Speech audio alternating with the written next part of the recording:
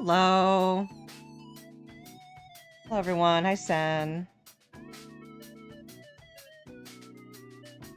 Hope you're all having a good Saturday so far. Hi, Lurky. Yes. Ash is here. He's just sleeping over there. All right. So, what we're gonna do today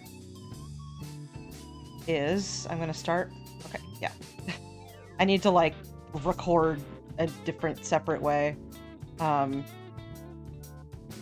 gonna make Mr. Shadowmilk cookie, and that is this guy who is Pure Vanilla Cookie's like basically toxic yaoi boyfriend. And he's currently the most popular character in Cookie Run Kingdom. So we're gonna have our little blue twink, and it's gonna be great. Us on the TV. Yay. We also have a new emote for subscribers that is called Speak on That. And I'm gonna get it here. And it is a microphone for when streamer says something out of pocket and you're like, you know, Drawfee style, speak on that. Another sort of like, I want this emote to exist, so I made it. Goes hand in hand with any other like incredulous expression emotes you may have. So let's get started here. I know someone who's done a fan art of this cookie. Yeah, he's quite popular right now, and I think he's a fun design. He looks very Sonic to me. I was staring at his design because it's kind of inscrutable. Just it's like there's like 3 different blues and a black and a white, but figuring out what those all are was just kind of difficult. So luckily I got in some colors that I was out of. This is going to be his skin, and then we have a medium blue that's for the sort of like diamonds on his like jumpsuit, and then one of his eyes, and a couple other things. I believe the vents in his sleeves I'm also going to make that color, and then we have the darker blue, which is going to be the outside of his hair, and we're only using this because I don't have a pre-felt sheet of this color. So this is going to be some fun, hey, let's make pre-felt, which I find annoying, but we're going to do it anyway.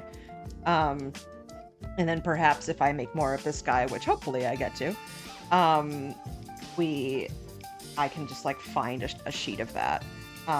We also have black and white in regular wool and pre-felt sheets, a little bit of gray, and a little bit of the, where'd it go? Sparkly blue that is going to be used for like the background of that little emblem. Hi, Breezy. I only remember the old cookies back when Cookie Run was just a free-to-play running game. These new cookies are wild. Yeah. When it became a like gacha with really fun character designs, I think it took off. We've got an ad in 3 minutes also. I don't want to do it like that. Excess.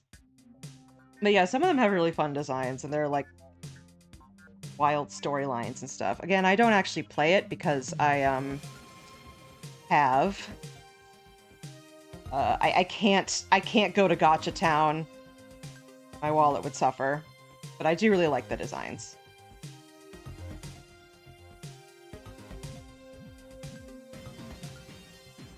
Also, if anybody wants to claim the Susie figure, she's up on the store now, and you can get this specific one if you act quickly.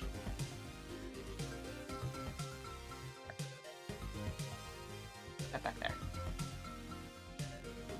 there. The SGDQ brothers are still here. They the acceptances for the prizes haven't gone out yet, but I will be packing them up and sending them away shortly. It's just that I now have 5 figures on my desk back there.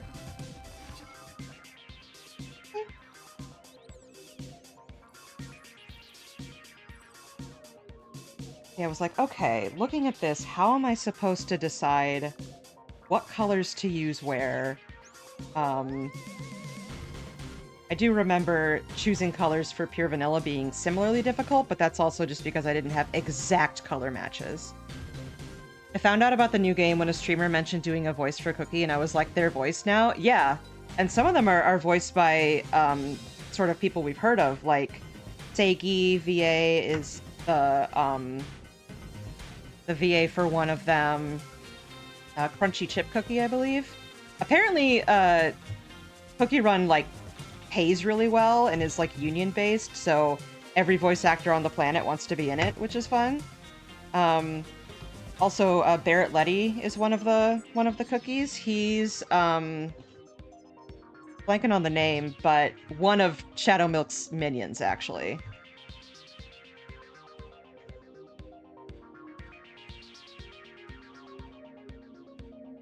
Yeah, because Shadow Milk has, like, two little, like, minions who are his buddies, and one of them's, like, a terrible child, and who I think is Candy Apple Cookie, and the other one is Barrett, who's sort of like a TV star, Metaton Tenna style character,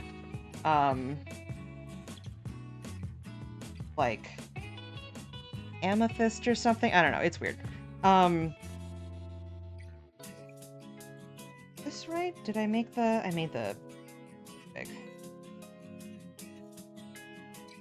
The cookie versus expanding. You know, I can just fix this right now. Better to fix problems with the armature before they become a big deal. Like, if this is too long, fix it now. Otherwise, you're gonna be, like, cutting things apart and making more work for yourself.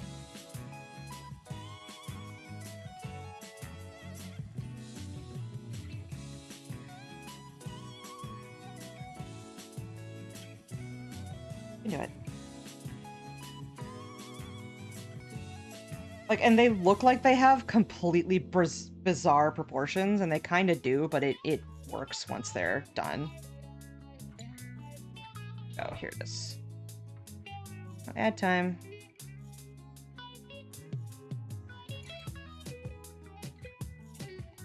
Sorry about ads, everyone.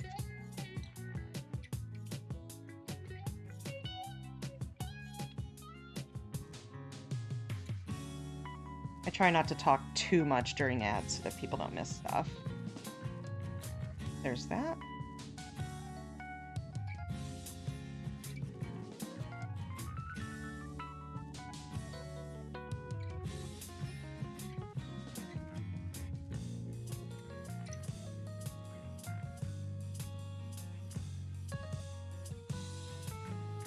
Is that right?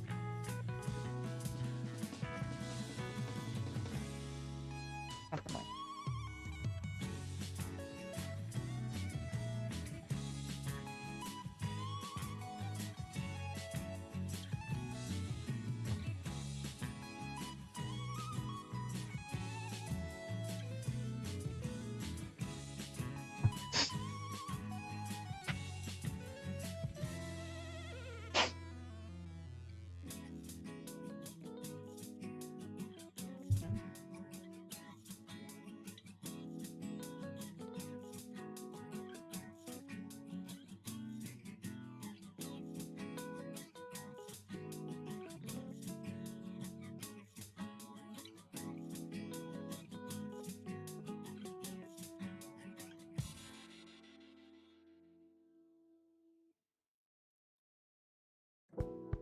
Here, so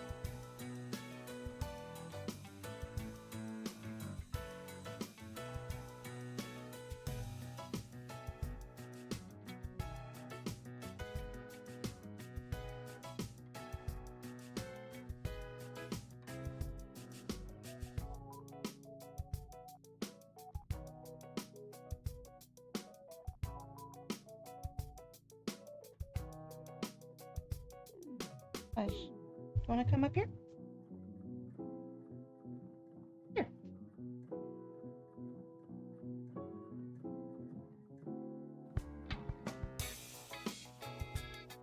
Hello, everyone. Mr. Ash has come to join us. Hello. Hello, baby boy. Oh, come on. Camera. Yes, I shall pet him. I shall pet the dog. Oh, thank you. It's the expression of, Mother, please pet me. I have been gone for so long. You must pet me to welcome me back. Yo.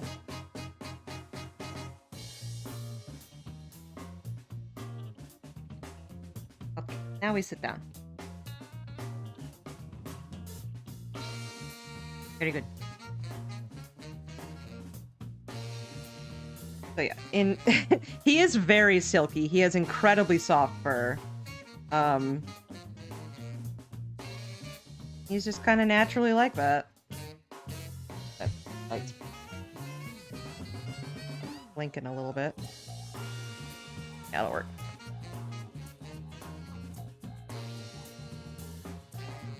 Like, in some ways, this is gonna be easier than pure vanilla because he's got a little bit less going on with like his staff is easier, his outfit is a little bit easier, but he's still got some of that like, oh, this is gonna take a while, like the sleeves, the ruffles. I'm gonna need to figure out sort of what I want to do with that. I'm thinking of just making a strip of the white pre-felt and just kind of ruffling it by felting it and then putting it on there. Like I've made actual ruffles before, and it involves you like sew a thread on with kind of long stitches, and then you pull it. You usually do 2 threads, so that it ruffles and puckers. So like rather than do that, I can just sort of do that by felting them together. Also, this is the new Louis Zong album, Big Stepper.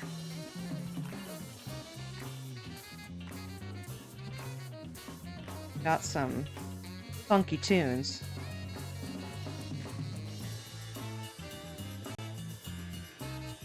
Sounds a lot like the music my mom listens to.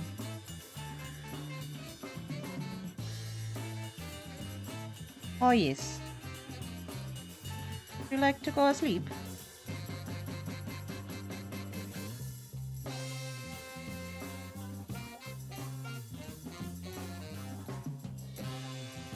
You know what I should have? I should have a command for Ash's bandanas. Because, he normally wears them. And this one is Pride Month themed. Not that you can see it super well, but it is a rainbow. And they're double-sided. And I get them from a local Cincinnati vendor named Stitches and Sass. And she's great. And, like, we're buds. So should have a link to her store. Oh, okay, goodbye. Goodbye for now. Yeah, she makes, like, bandanas and bow ties for dogs. She makes little, like little kick toys for cats. She makes a lot of stuff for babies. It's great. Before the fluff, he is very monkey-shaped. Hi, Conqueror. When Ash is, like, all wet, he definitely looks like a drowned rat. He is a lot less bulky without the fur fluff. I'm purposefully making this body skinnier than I make for Pure Vanilla, just because Pure Vanilla has to have like a big robe on, and this is a much more like sleek jumpsuit thing. I don't think they're actually shaped any different. It's just kind of stylistic choice. Our cats currently wear bow ties. Aw. Yeah. I lost a lot of Ash's bandanas and bow ties when I moved. So I need to buy him some new ones. But he's had a Pride one before. And like a Christmas one. He has some very cute Christmas bandanas. And for Halloween, you'll never guess it, he has a Pikachu costume. It's like a sweater. It's like a sweatshirt. It has a little hood. It's very, very cute. And if you put the hood over his head, he stops moving. It's like, it kind of goes over his eyes a little bit. So he's just like, okay, well, I guess I'm standing here now. I guess I'll sit down. Very funny. He's not, like, upset about it. He's just like, oh, well, alright.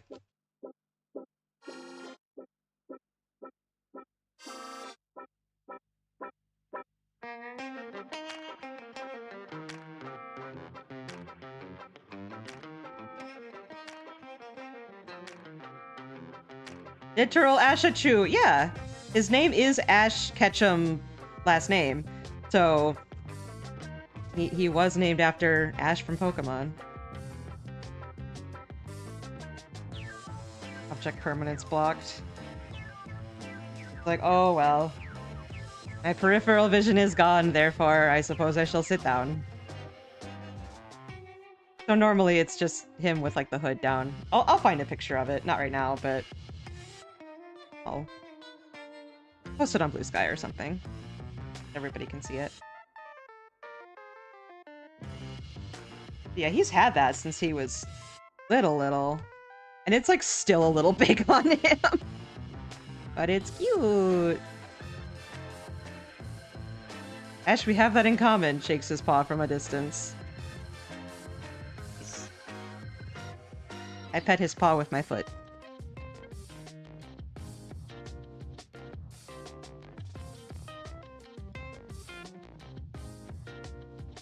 He also has a shark life jacket, which I've definitely shown off before, at least in Discord, but I can also find that. Which is a life jacket with like a fin on it. So when he's swimming, it's just like a little fin sticking up. It's so cute. Oh no, I am the feared ash shark.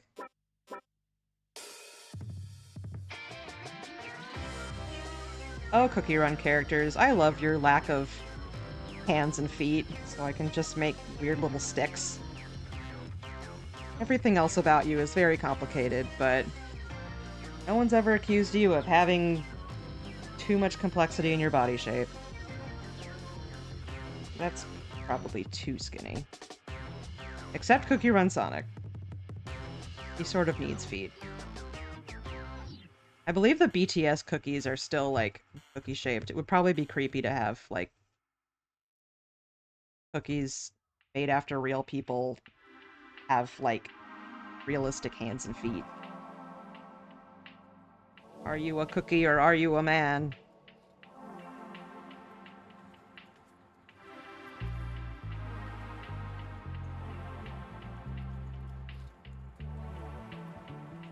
I still can't believe... Well, I guess I can. But it's hard to believe that we had, like, countrywide in the US, a BTS meal at McDonald's for, like, a month. It was... I was just like, is it really that big? I guess they are. They've done a lot of stuff with, like, being ambassadors for Korea. The Korean K-pop band. Because Cookie Run is a Korean game, they have a lot of... They had, like, a whole event. Yeah, I mean, I'm not really, like, a fan of their music or whatever, but in terms of what they've done for the country, it seems like they're doing a good job. They've donated a lot to charity and done a lot of stuff, so good for them. Yeah, I'm not really a K-pop anything, but They've had some good songs.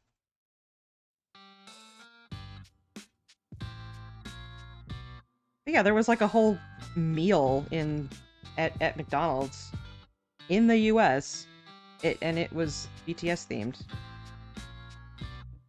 A little butt.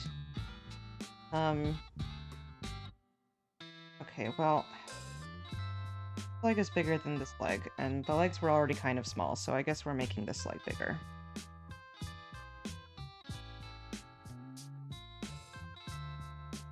Weird adult Happy Meals? I mean, kinda. It was just sort of like a, oh, what's your favorite thing to get at McDonald's? And I don't even remember what it actually was. It was just like something with like a different sauce or something like that.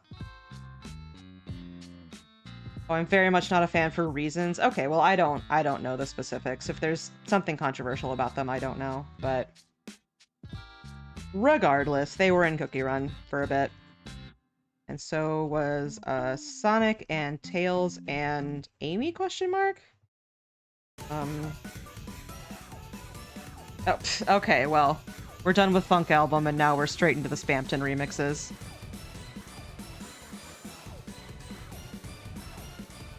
Let's go back to jazz.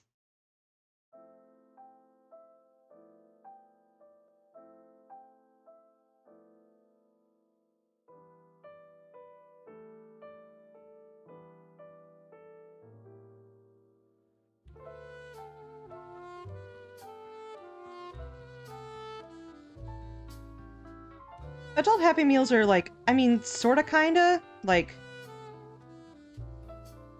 sometimes they have sort of like a, I don't know well enough, I'd be talking out of my ass.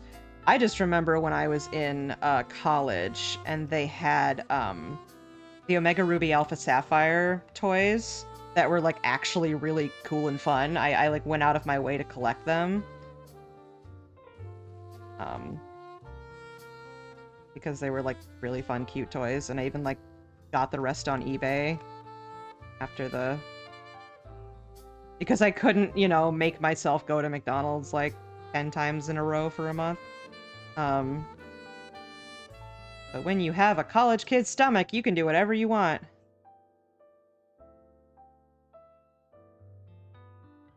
I'd possibly explode if I tried to do that now. The stream is not an endorsement of McDonald's, I'm just talking about McDonald's.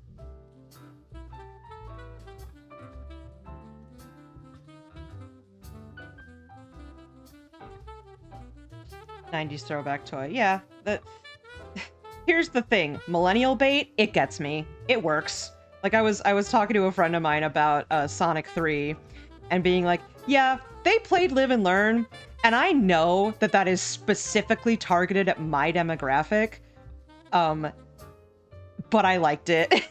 Like, I am not immune to propaganda. I am not immune to Live and Learn.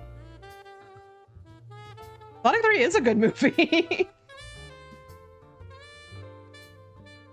Like, and they cared so much. A lot of the behind-the-scenes stuff is like everybody on that staff just like absolutely gave so much of a shit. Like, it's great. And like Jim Carrey came out of retirement to be Robotnik again. Like, good for them. I haven't actually seen the other two. I've been told that they're like pretty good, but nothing special, and sort of better if you have kids. But I, on I think New Year's Day or somewhere around then, I went and saw in the theater. One day I saw Wicked, and the next day I saw Sonic 3. And that was fun, because I was like, I don't have anybody to hang out with over the holidays, because my family stuff is done, and my, like, best friend won't talk to me, so I guess I'm going to the theater by myself. But, like, I had a great time. Y'all ever have a friend who drops off the face of the earth? Yeah, that happened to me. Oh yeah, I also added some, like, timed commands and stuff. I'm in my attempting to be a real streamer before GDQ starts arc. I, like, revamped the About section. I did a bunch of stuff. Um,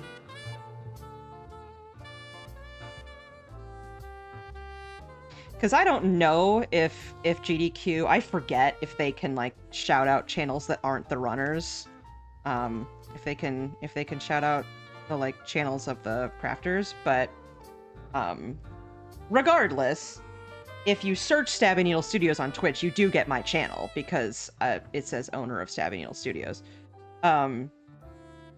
2 is mid and 3 is great. 3 is great. I'm also like, I really loved Sonic Adventure 2, so anything that's like, I recognize that. I'm so not immune to propaganda. It's me pointing at the screen going, I remember that! Because now that I'm the age where things are being, like, nostalgia bait is being catered to my demographic, I'm like, yes! I will take this, thank you. Yeah, I don't, like, have too much interest in seeing the other 2 movies. And, like, the human characters are fine. They're just, like, not what I'm there to see.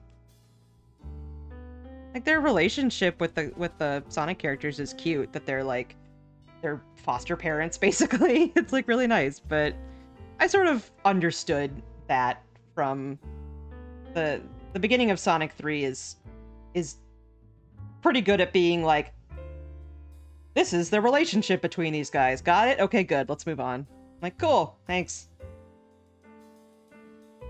And, like, Agent Stone, who's, you know, Robotnik's sidekick slash partner in a loveless marriage, he needs to actually be in Sonic games.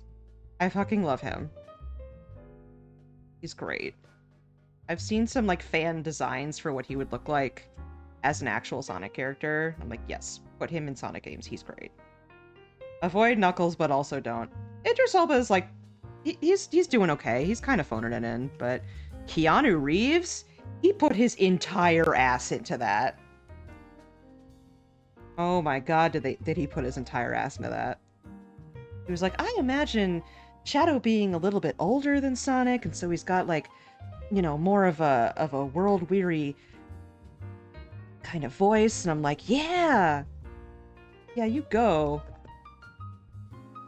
The Knuckles show was fun. I know that a lot of the sort of side projects and stuff that have come off of that have been good. There was, like, a really cute Chow animation. Like a Chow in space. It was animated. It looked like India might have worked on it. I don't know if she did or not. But it was very, very cute. There's also a fan game that's in development right now that's kind of a combination of Chow Garden and, like, Kirby Air Ride. And that sounds good, and it looks okay, but it is very derivative. It really just does look like the Chow Garden and Kirby Air Ride, like, with the serial numbers filed off. It's called, like, Star Garden or something. I don't know, you can look it up. It's also, they were like, we're gonna start a Kickstarter, and right now we've been working on a budget of $0. And if we get this money, we can hire more programmers. And so I saw nobody in the comments talking about this, but I'm like, so you haven't been paying people so far? Like, you have a team, but you haven't been paying people? I don't like that. So, we'll see if that goes anywhere. There are a couple of sort of Chow Garden likes that are in development right now. I'd be interested to see what they do. Just none of the designs quite scratch that Chow itch to me. Like, Chow look a certain way, and these are, like, cute little critters, but they don't feel like Chow to me.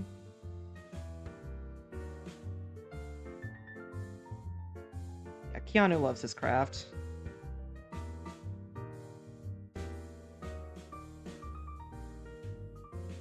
Kinda cracks me up that, like, I think my first exposure to Keanu Reeves was Bill and Ted's Excellent Adventure, where he's playing the complete opposite of every other character he's ever played. Playing like an 80s brain-dead teenager.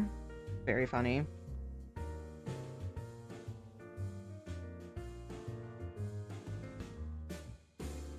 Like, hardcore badass.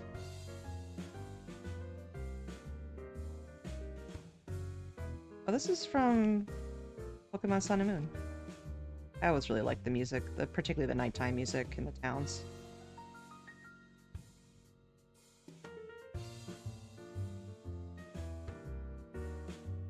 He was a dude bro up until, like, John Wick. Yeah, I guess I guess I haven't actually seen The Matrix, and it's... His character in The Matrix is probably more of that. Bram Stoker's Dracula. Was he also in Interview with a Vampire? I don't remember. Because I stopped watching that movie because it hurt dogs, and I was like, nope, I'm out. Me and my I like vampires and I'm embarrassed about it. Okay, then I'm mixing it up with Bram Stoker's Dracula. I should probably watch that at some point.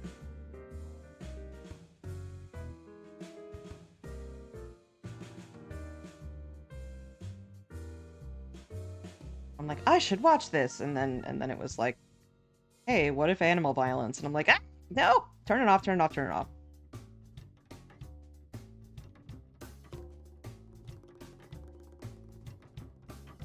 Gotta do the big head thing of building it up little by little here.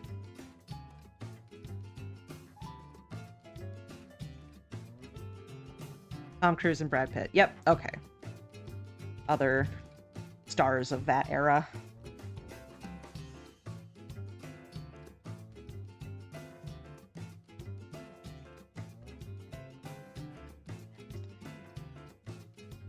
I'm gonna say something that is gonna come out of my mouth and sound bad, but I'm immediately gonna clarify it. God bless Tom Cruise.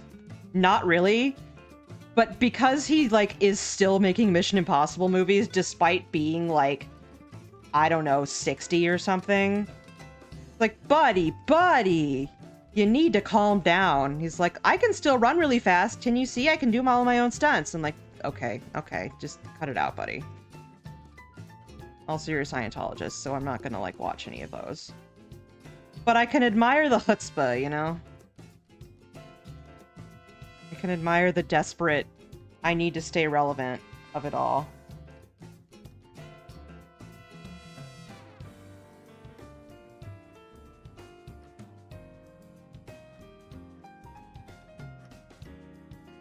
Self-imposed cutoff is 60? Yeah, like, I think he's rapidly approaching 60 and knows it.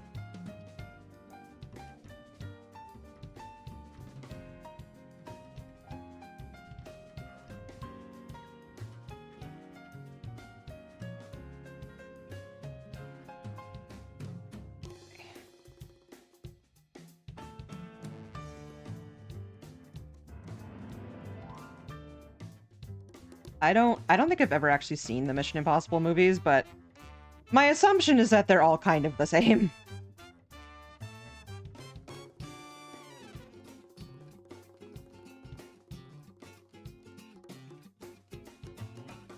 The last one.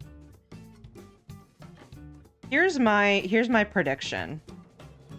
Is he's gonna say that he's gonna stop at 60, and then he's gonna keep going and say that they need to CGI his face to look younger. That's what I think is gonna happen. He's like, well, Samuel L. Jackson did it. I can do that. For a whole movie, buddy?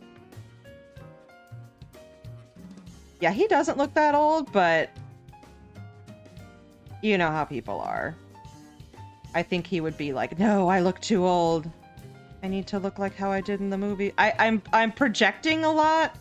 I would not normally do this because people are human beings and all that, but he's, like, demonstrably a terrible person, so I feel somewhat justified.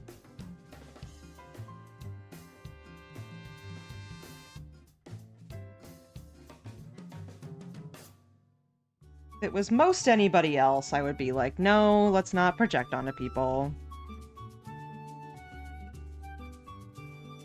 I mean, yeah, and then he's probably had plastic surgery and stuff, which, frankly, not particularly hot take coming from a queer person, but I think plastic surgery is perfectly fine if you know, are smart about it. Like, if it's done by professionals and you know what you're doing and you have the money for it and it's what you want, then Sure. Your body.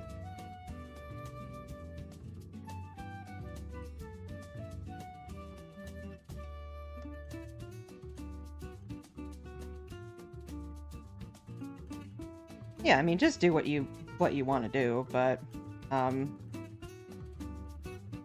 lot of the sort of bad plastic surgery comes from people either overdoing it or getting it done by some like unlicensed doctor, somebody on the cheap. Like a lot of people in the US will like go down to Mexico and get it done at kind of a shady place. And that's often how like accidents happen. But, you know,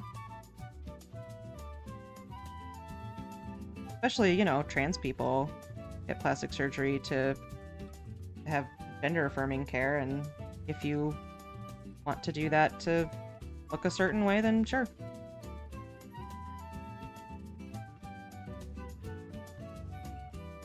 Shaming people for plastic surgery, particularly when it's not to like an extreme, when the person has had like some plastic surgery but not a crazy amount, I feel like that often falls into a lot of times like hating on women for caring about their looks. And I'm not accusing anybody here of doing that, but like it's one of those things where you're like, oh shit, is that what I'm doing? You know. Like, I don't like Twilight either, and there are a lot of things about it that are legitimately harmful, but a lot of the hatred for it, sort of at the time when it was popular, was sort of like teenage girls aren't allowed to like anything. Middle-aged women aren't allowed to like anything. Like, yes, I prefer that if you read a book that had actually good depictions of like relationships and was better written, but you know, you're allowed to like things.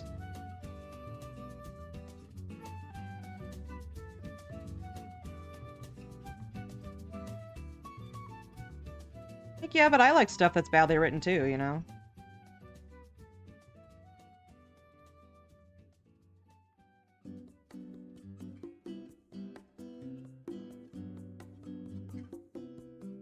A lot of, like, I just finished, this is not saying that what I'm about to mention is badly written, I'm just using it as a segue. I just, like, actually finished playing Undertale, finally. And it, going back and sort of, like, looking at the fandom, a lot of people were hating on it just because it was popular. And because teenagers were into it. And it's like, yeah, but now it's calmed down to the point, and particularly Deltarune has like somewhat older fans. So it's not as rabid as it once was. And so the hate-dom for it isn't really there. I've never heard of Tom Cruise legitimately doing anything terrible. Not defending, just legit unaware. And there's stars I've heard were proven did terrible things, but people apologize for them. Yeah, I guess I don't know if he's like actually done anything reprehensible. It's just I'm like, I don't want to like even go there with Scientology. Okay, let's see, is that a big enough head? A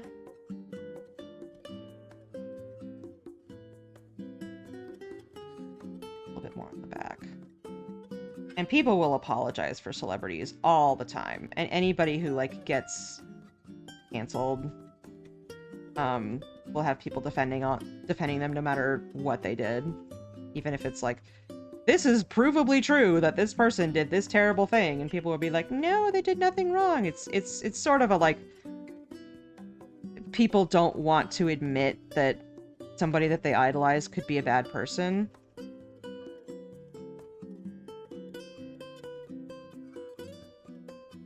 And they don't want to admit that like, maybe that they cared about a person who's a bad person. So it's like, oh, well, on the off chance that this isn't true, then I won't have turned against somebody that I idolize. And And I'm just as guilty of that, you know, being like, oh man, I don't want to believe that this person is bad, but then I hate when you do have to do that.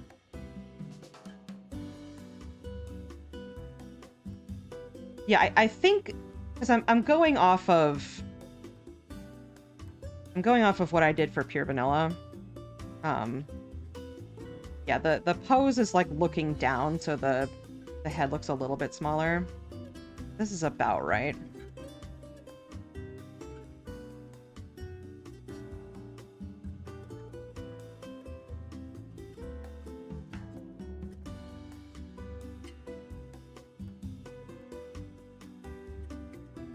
He doesn't have a neck, so it's a little bit difficult to get right.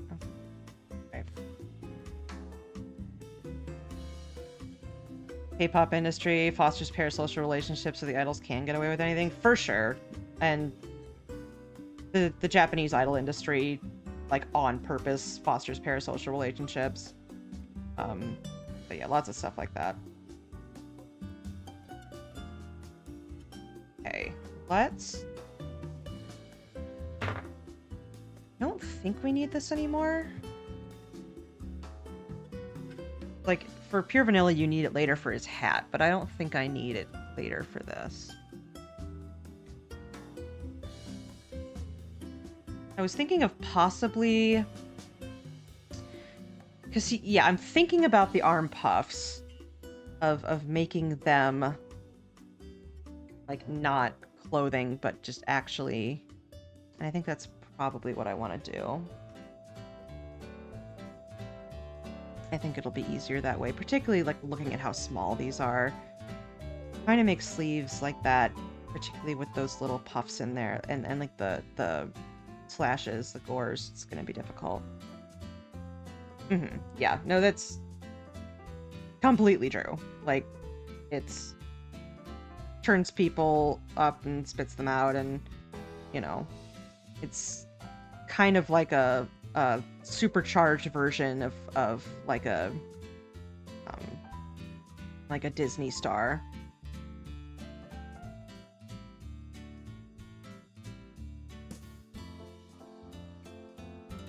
Because when people are like, explain the idol industry to me, the closest comparison I can think of is like a Disney Channel star. But even then, the amount of like scandals and stuff in J-pop for even daring to like have a boyfriend, you know, is huge, because it's like, you're supposed to be the, you know, you belong to the people, you belong to the fans. It's like, no, you don't. That's fucked up. Yeah, some of the Disney stars have come out okay, and some have not. Like, it's rough being a child star, and sort of the, like, imposed purity. It's weird.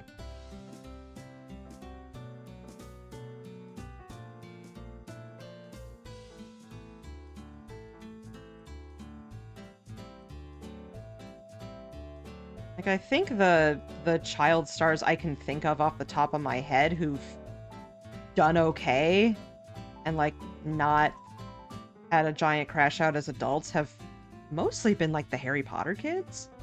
And I think that's because they, like, very deliberately were like, we're not doing the normal child star thing with you.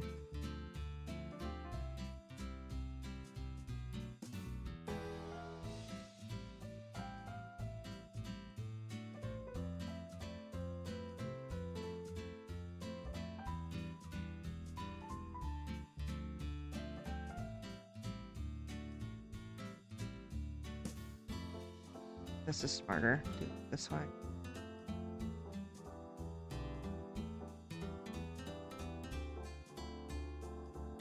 Like, oh, but it's more solid and it's supposed to be a sleeve. Like, well, Pure Vanilla's hat is supposed to be a hat and it's a cone, so, you know, make some concessions.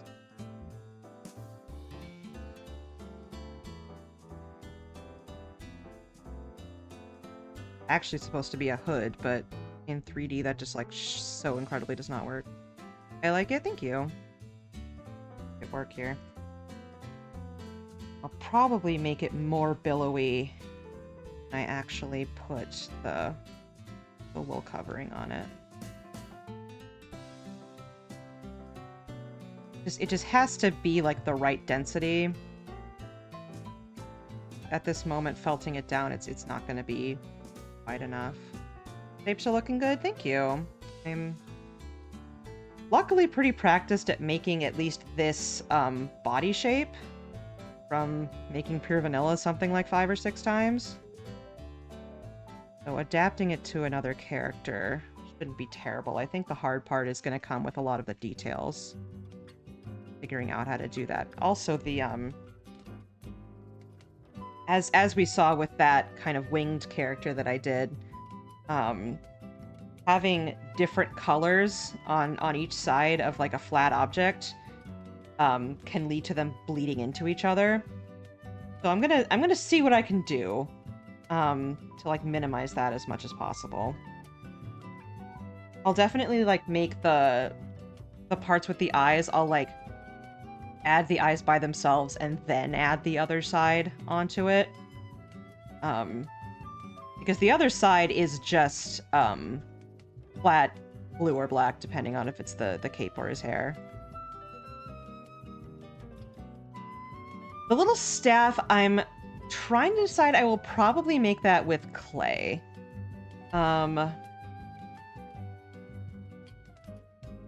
No, absolutely try it. It's a really low barrier to entry to test it out.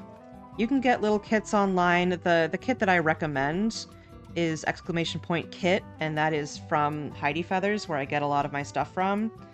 And it gives you like really nice wool, and it gives you quite a bit that you can choose from. Make something like from a tutorial or just whatever you want. And, you know, if you want to get, like, this needle pen, if you want to use polyfill like I have, like, you can work up to that. But I was also talking to, in another Needle Felters stream, Cozy Witch, who's the adorable British person that I've talked about before. They use, like, different needles for different applications, and I just use the same needles for everything. There's ones that are designed for being like details and ones that are designed for being more big shaping, but I just use, these are spiral needles, so they kind of twist a bit, and it sort of helps shape things faster. And I just have the pen with 2 and the pen with 1. And the pen with 1 is used for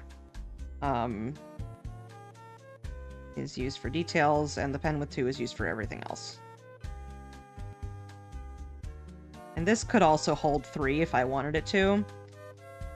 But I like having 2 because it means that I can sort of use it like you would use an angled brush, where it can be in either a straight line or kind of flat.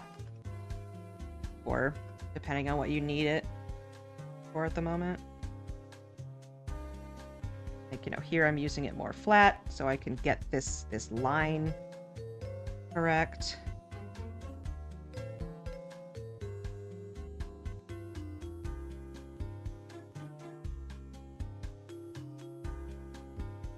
I honestly think like crochet and knitting are harder because you have to like count stitches and do a lot more specific techniques.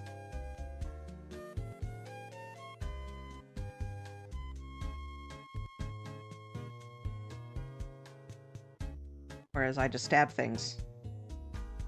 And it, you know, it takes a little bit more, it's more freehand. Like, if you're more like, I want to follow directions, and when I follow the directions, this thing will come out. Gotta sort dinner? Yeah, no, go ahead. Then doing like crochet and knitting may be better. But if you're like, you know what, I just kind of want to freehand it, and we'll see. Then needle felting is a fun one to do. Because it's very like, just go for it, man. I don't know. Like, needle felting tutorials aren't really that complicated. It's like, make this shape, put them together, ta-da! Like, it's not, you know, all these numbers and letters that crocheting and knitting can be.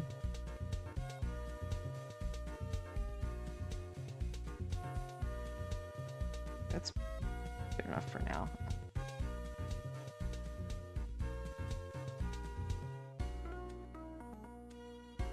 About this length, let's absolutely sure.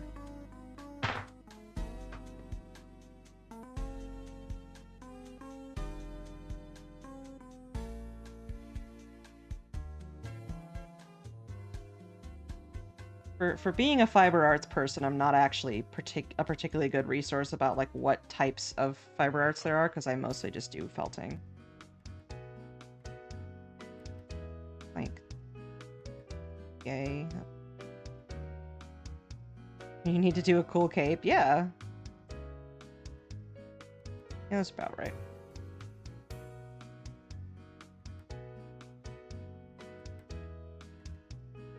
Okay.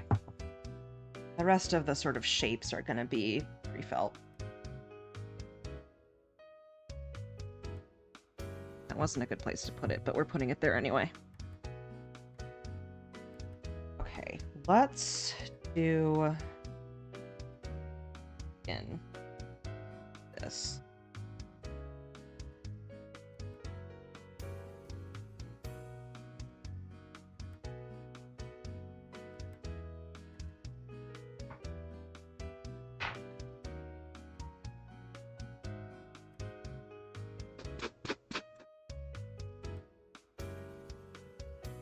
Also because I want to get the face made, because that's nicer for stream. To be like, this character looks like this character. Also because, holy shit, this face! Fucking wild. Okay, so for their hair, for the back of it, you don't really see the back, even on the, like, plushy reference that I have. So I'm just gonna pretend that it's, like, also black underneath there, maybe?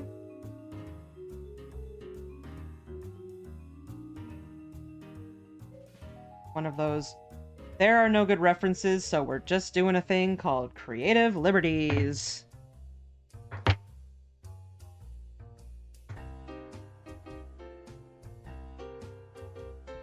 Well, do the hands first while we're here.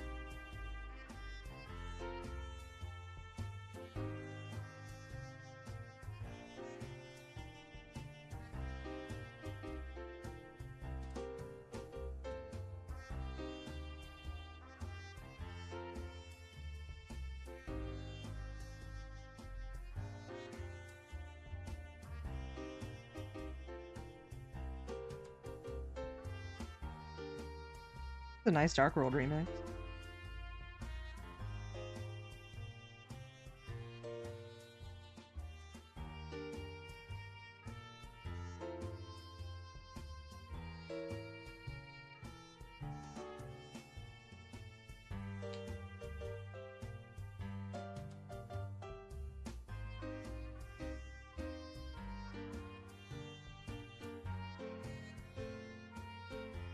Bit of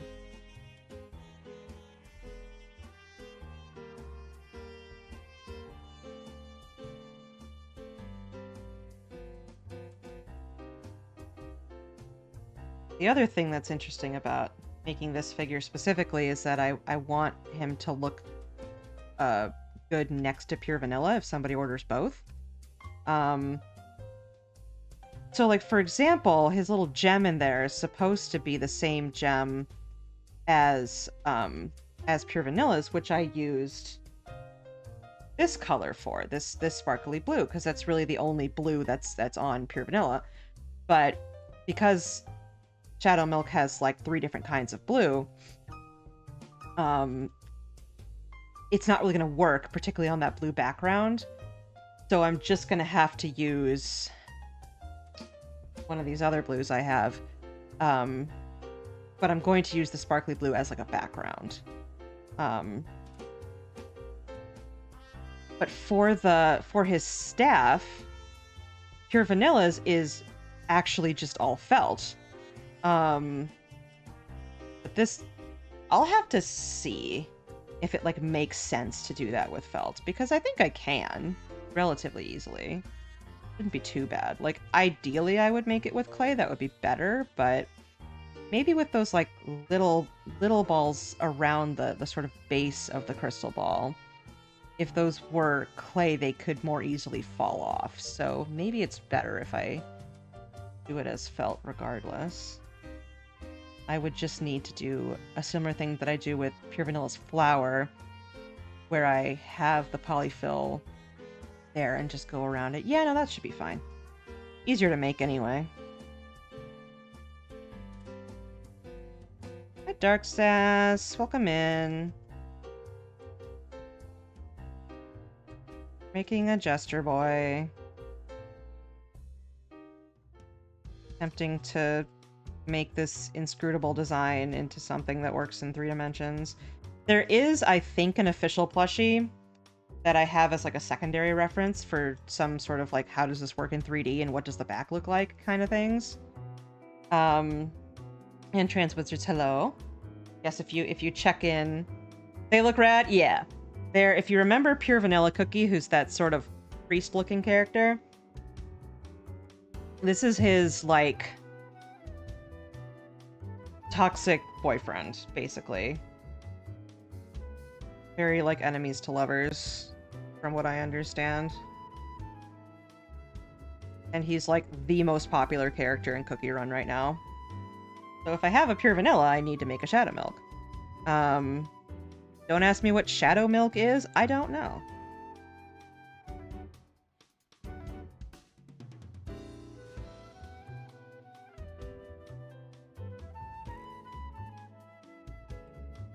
But he's very like, I want to corrupt you because you represent everything that I am not. And Pure Vanilla's like, but what if we were friends instead? He's like, no, blushy blushy. Kind of that idea. Hi, Bake. Come in. Ash is under the table. He may come back. He was here earlier.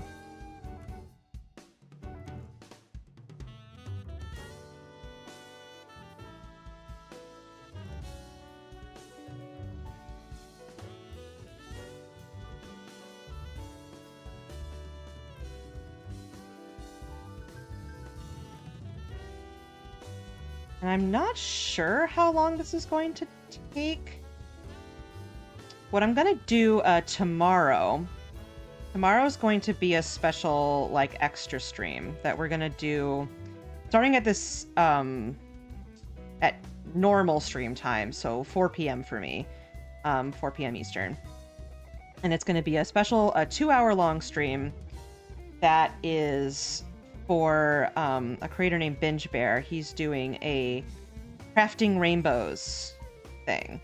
And it's like an optional fundraiser for various like LGBT charities. I'm gonna put up a little Twitch charity link for JLSEN Cincinnati, which does a lot of like teacher training and assisting like LGBT kids in schools. And you can donate or not, it's completely up to you. I just set a goal of $100, 2 hours for a new streamer. I figure that's probably a good goal. And we'll probably just continue working on Shadow Milk, because I'm like, what can I do in 2 hours? And it's probably work on something that's already been started. So we'll see if we can finish him today and tomorrow.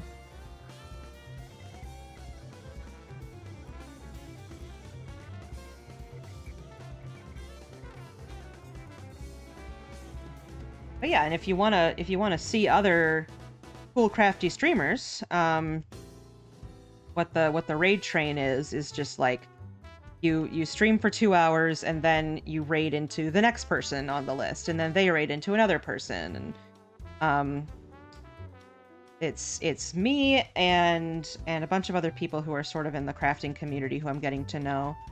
And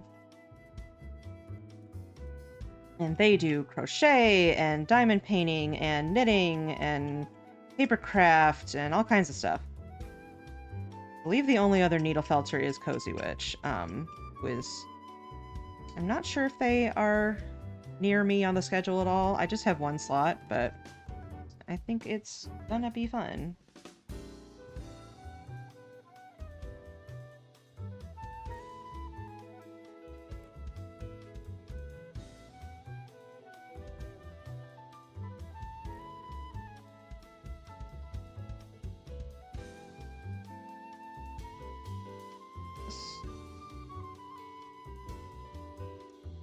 Trying to get sort of an even coating of this.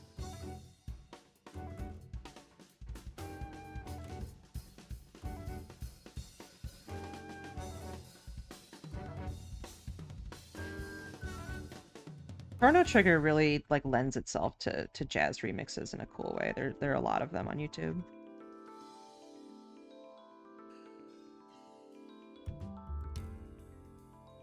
Yeah, I think because the underside of his hair is black, we're not going to do that gradient because that's kind of just like an effect.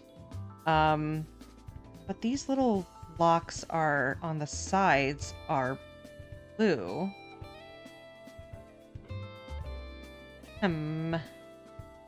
What's like this weird triangle up here? I'm trying to decide if I want the back of his hair to be black or blue.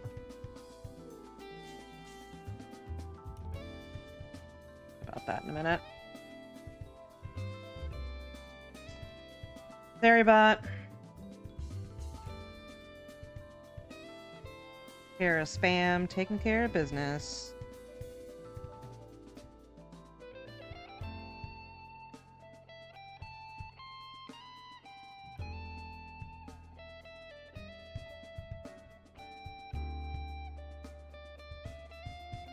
Yeah, no, baking the puffy sleeves into the base was a good idea.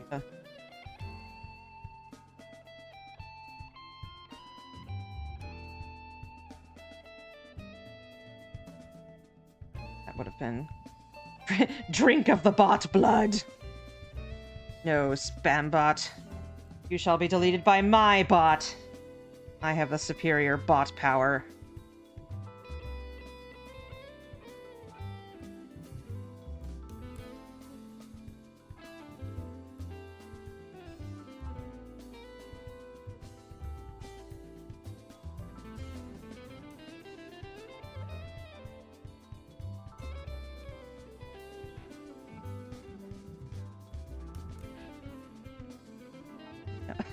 The back of him's head is definitely on the, like, wow, 2D artists sure don't have to worry about every single aspect of their character, huh? And we people doing 3D are like, no, but what does the back of his head look like? Like, I don't know. What do you mean you don't know?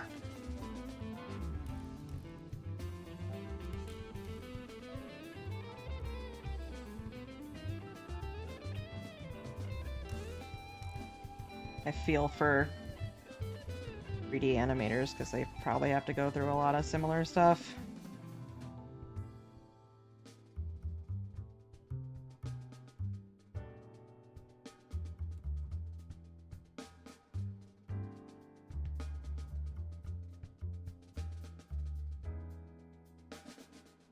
A lot of kind of bald spots here that I need to fix.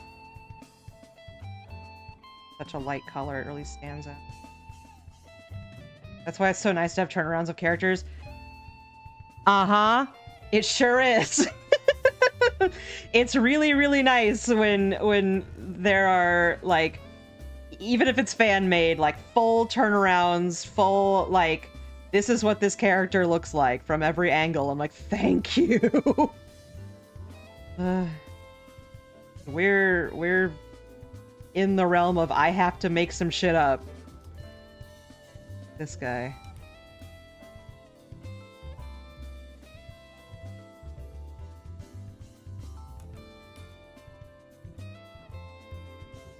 Yeah, the other reference that I have, I can pull it up.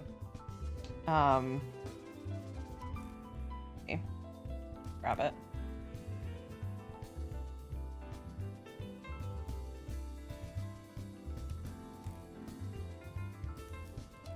Ah, that's too big. It's this. It's the back of like a plushie of him. And it shows nicely that like this whole back is just blue. This is just black. This has like this white that goes over it. And that's nice, but it also just like, unless I had the plushie, I wouldn't be able to tell what that was. Yeah, he kind of is Sonic from the back, which cracks me up.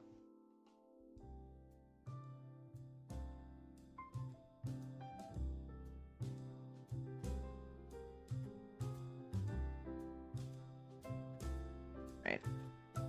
Ads are coming. See you guys in a little bit. Thank you for sticking around through the ads. Helps support me. If you want to subscribe, go for it. We got some fun emotes. Right. We're now in ads. I am just gonna kind of work on the skin correct. Seeing any bald spots.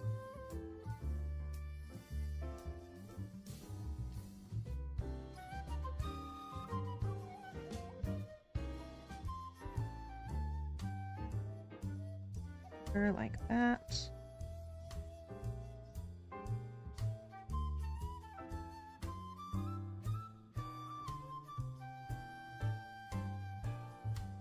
Cares about there.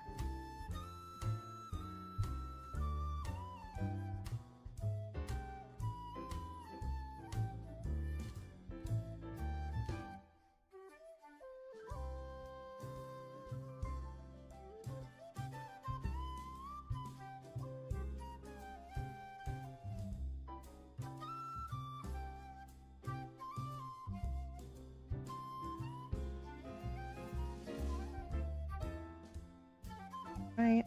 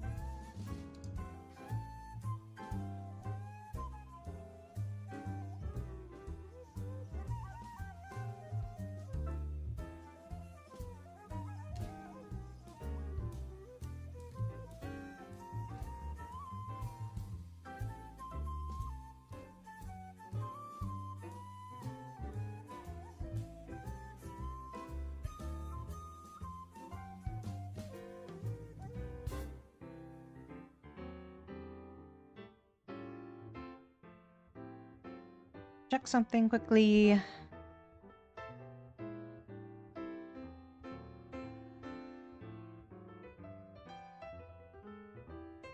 Right.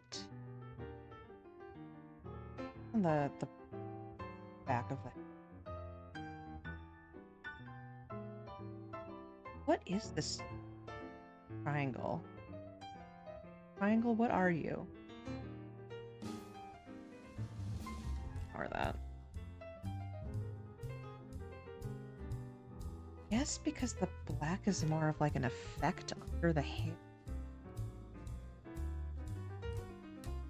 I don't know, man.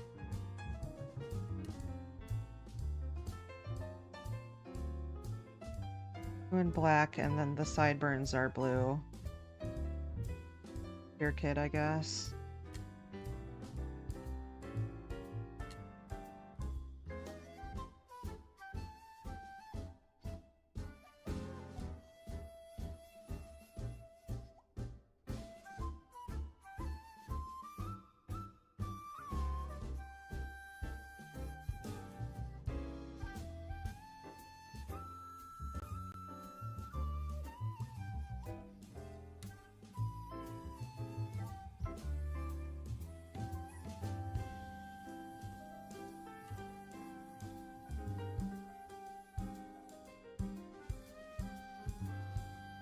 Hello, everybody. Welcome back.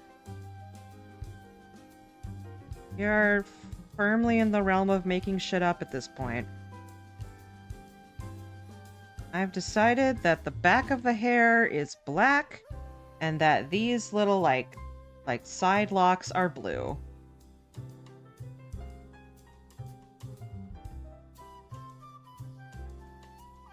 Got a little bit more squirt.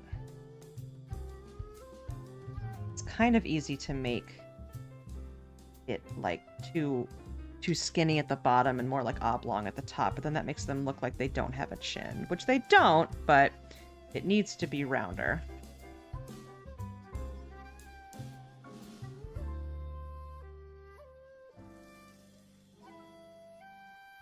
That goes over to... He's just gonna kind of look bald for a while, I guess. I unfortunately can't, like, add that really until the end because it's so long. It would just, like, really be in the way.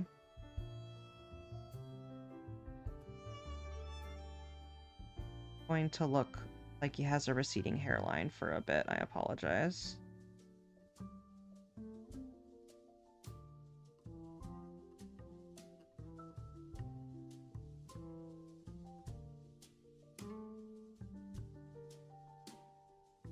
Ash is snoring very loudly.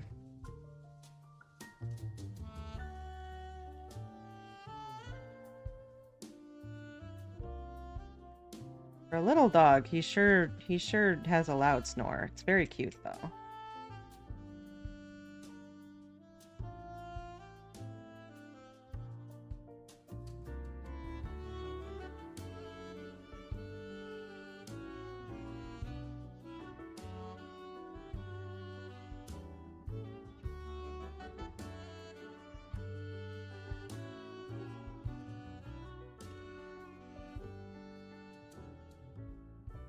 I did do some rearranging of my felt bin. And I put all of my black and all of my white into one bag so that I could easily grab it and they weren't scattered all over the place. But that does mean that they kind of mix into each other a little bit.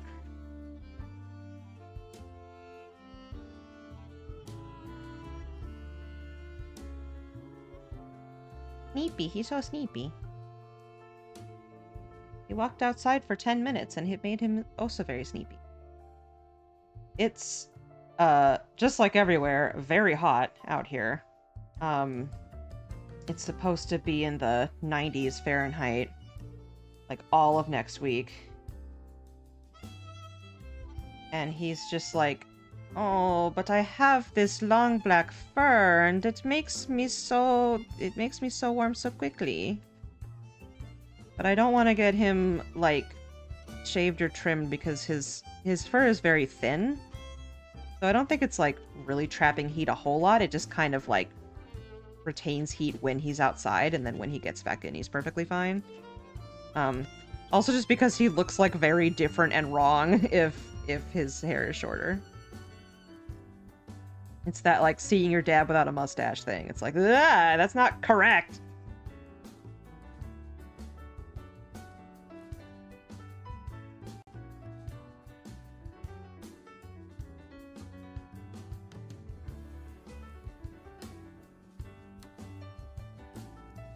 That's gonna be.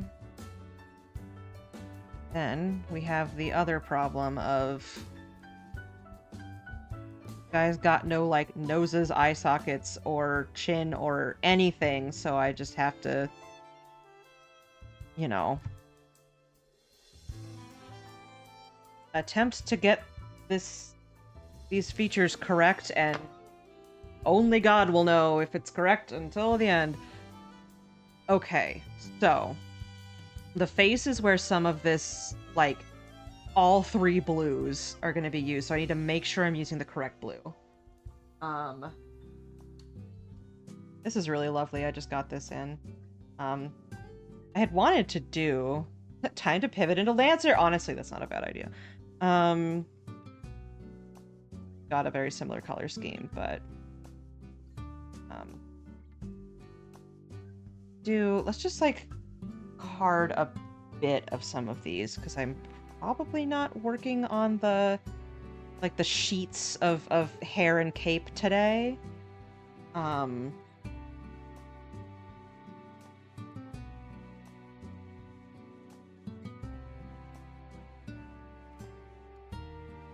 some of these already. Have white. And like this is a good blue shade as well. It's also very silky. It feels like Ash's fur. I get to touch nice silky things a lot.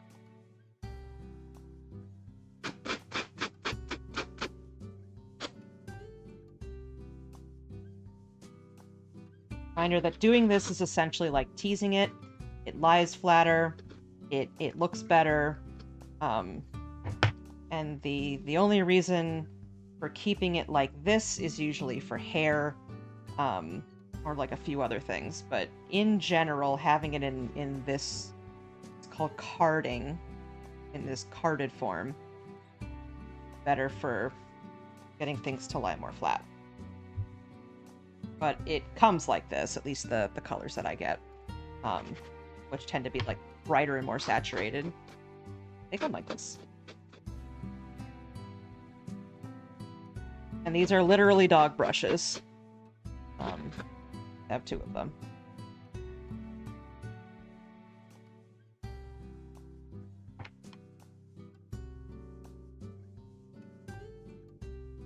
Works. We have this. We have this. Don't need the light blue for now. We want some white. We want some black.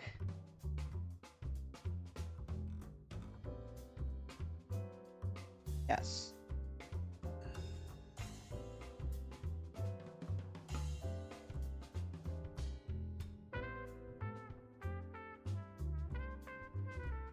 Like, why don't you just buy them carded? Like, well, at least with Heidi Feathers, the stuff that I get, the ones that come carded aren't quite as, like, brilliantly colored, and these are just, like, very silky and nice. The ones that come carded tend to be a different kind that's, like, a little bit scratchier. So if you think of wool being scratchy, it's not if you do it right. Okay, so the bottom layer is this little tattoo thing, which is this color. I'm having to like narrate it out loud because it's kind of a lot. Face. Don't want to get the layers wrong. Like I could do the eye and then just like put that tattoo around it, but it'll probably look more consistent if I do it this way.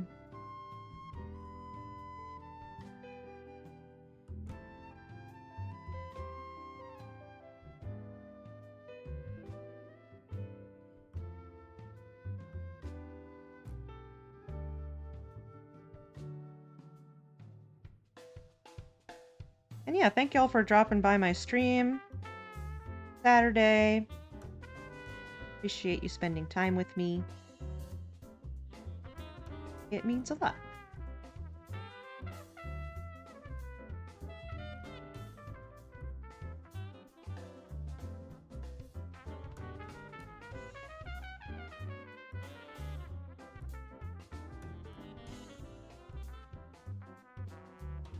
This kind of trumpet playing is just very relaxing to me because it reminds me of the music my mom listened to while I was growing up. Okay, need to make this like a deeper curvy.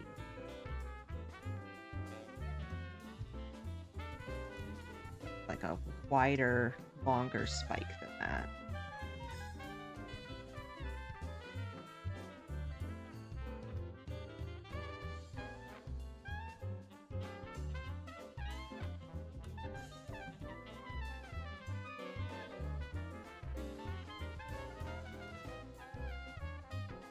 Kind of hard to make these like pointed in the same way.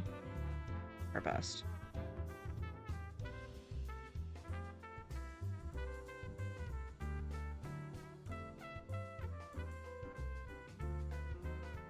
down pretty far.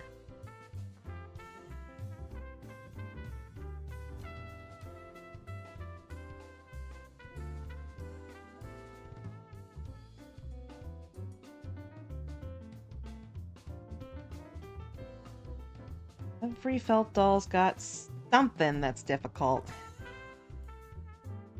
This one, it's probably going to be the face and all those little eye details.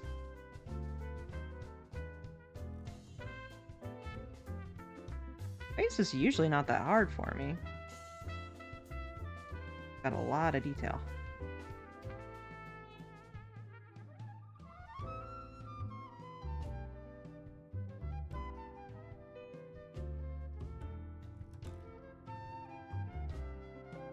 Similar to Pure Vanilla, he's got like kind of a big collar.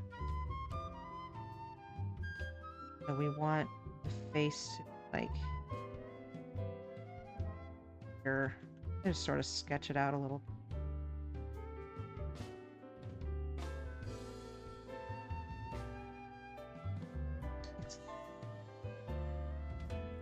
Close to the middle it might be. Just over a bit.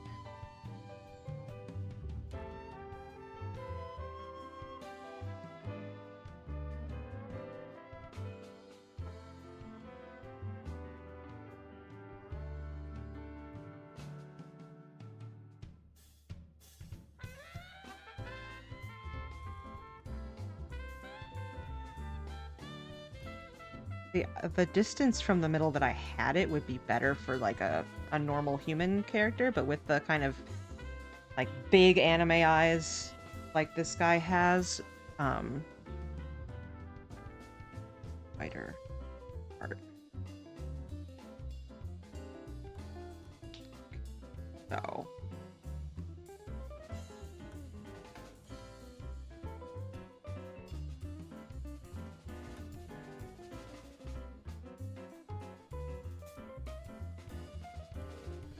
yes? No? Maybe so?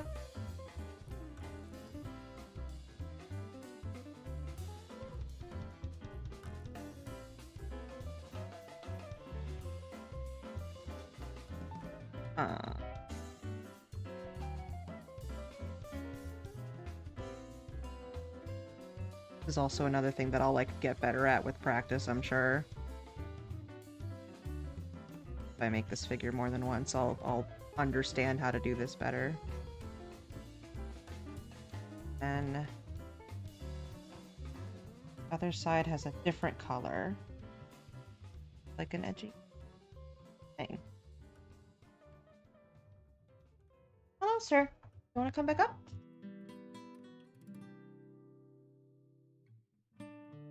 Boy, nice to see you. Hey, my child.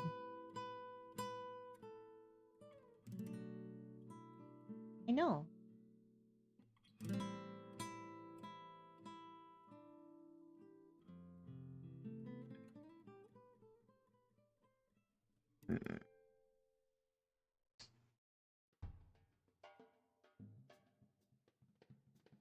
It's like I don't want to make the pupils here or the center of the eye too big because the eyebrows go farther out. Lashes out.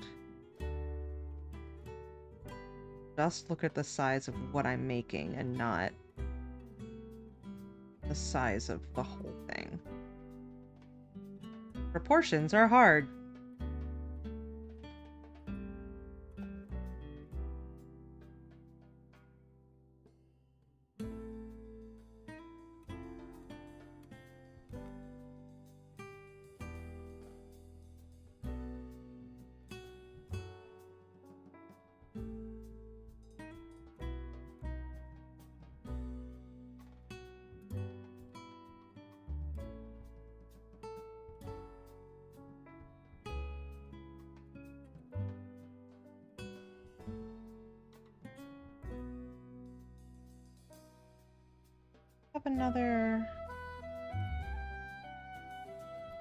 The other reference I have doesn't really show his other eye a lot better. It's still kind of covered by the white.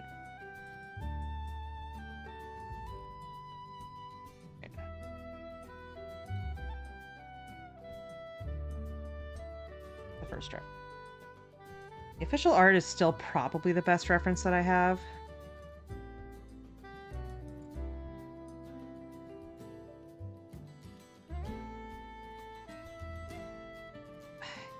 That's right. Okay, and then... Okay, and then... the mouth. Do I want to make it open, or the plushie just has him sort of like smirking?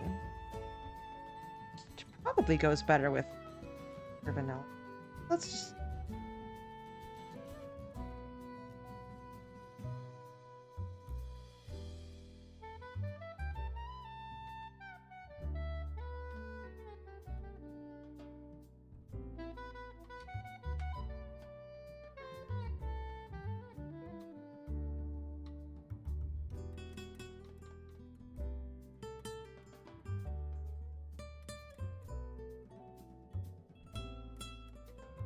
It'd be a fun nod to the art style if I can kind of like leave this line unconnected.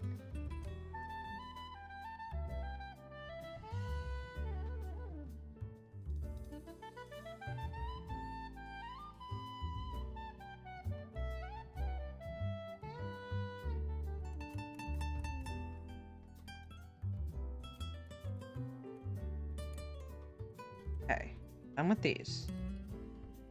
Now for these. Got like little sort of cat or snake pupils. That's kind of his like motif. Lip pupil.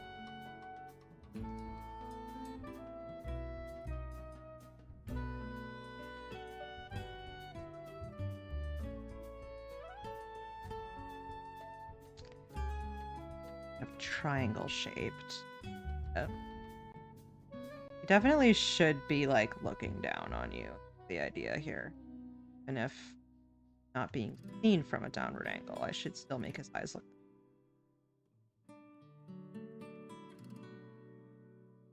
At least I think. I'm saying that with a lot of confidence and not knowing if it's gonna look right. Have to see.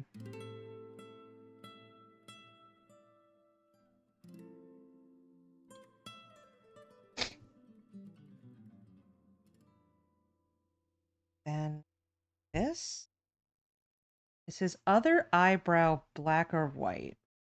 I'm gonna say white, because everything else on that side is white.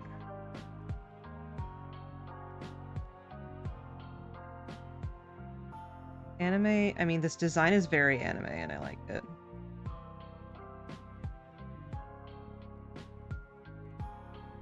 I position that so that it looks like he's looking down and to the right.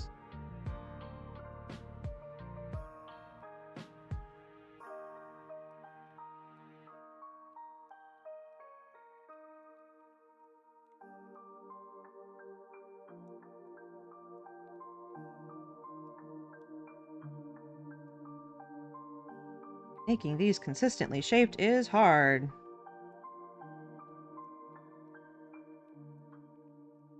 Look like the other one does.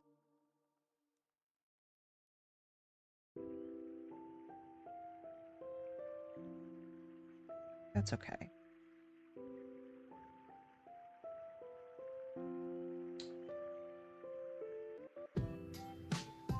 Flash it.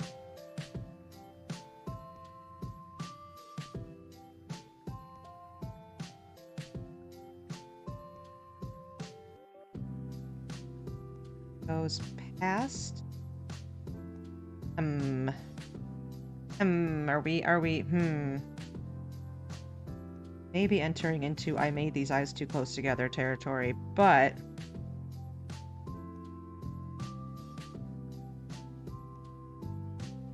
always make this part a little bit shorter to compensate.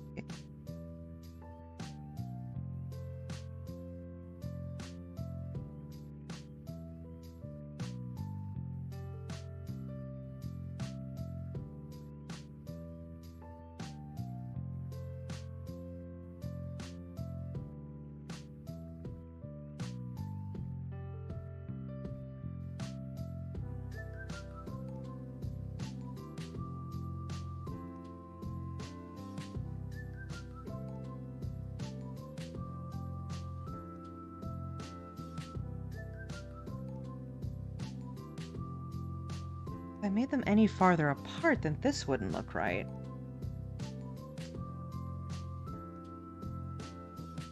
Another of that sort of like, it works well in 2D because you can kind of cheat the angle.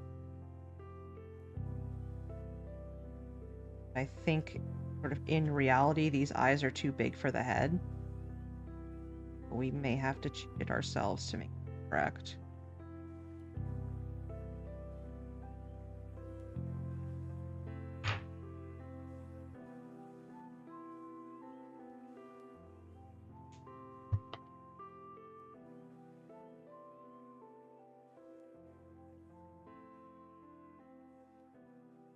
Outline here. The reason why I'm narrating this so much is because I need to make sure I'm doing it right.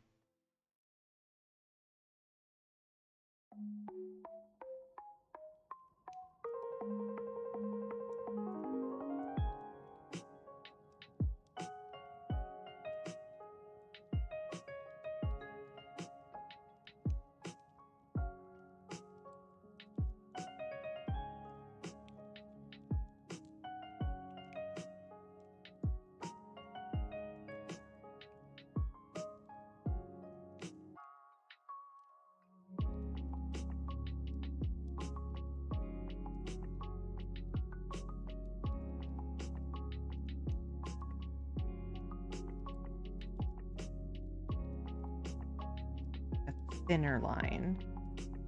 Too thin, but we'll... Sure.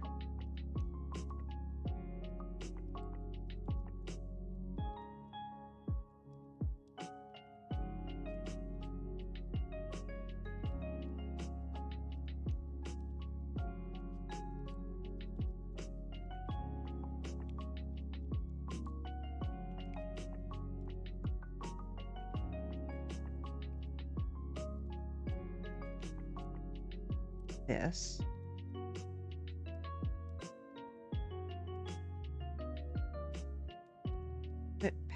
This tattoo thing.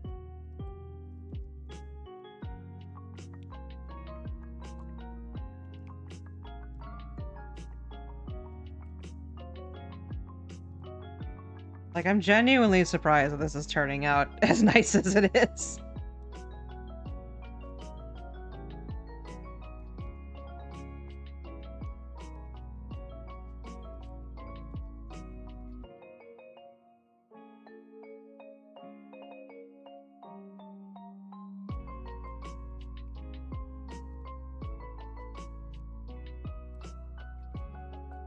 Sort of a different kind of problem is trying to make sure that these lines aren't like tangenting with the weird tattoo.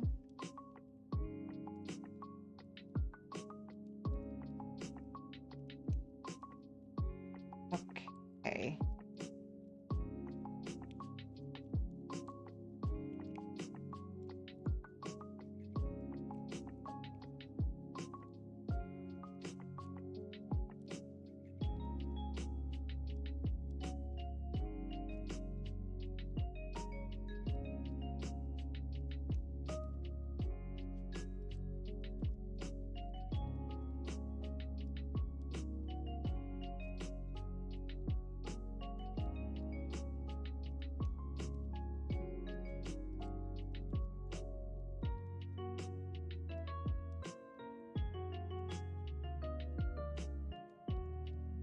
Okay, now,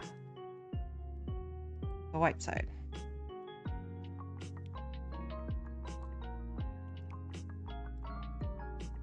Is partially covered up by hair, so we're kind of going to just... We're kind of just gonna... Hey, I know how to speak English. We're kind of just going to mirror it. Hi, Trouble Crochet. Thanks for coming in. Looking cool. Thank you. I'm concentrating really hard. This is like... Maybe not surprisingly difficult, but it's very difficult to get this face right.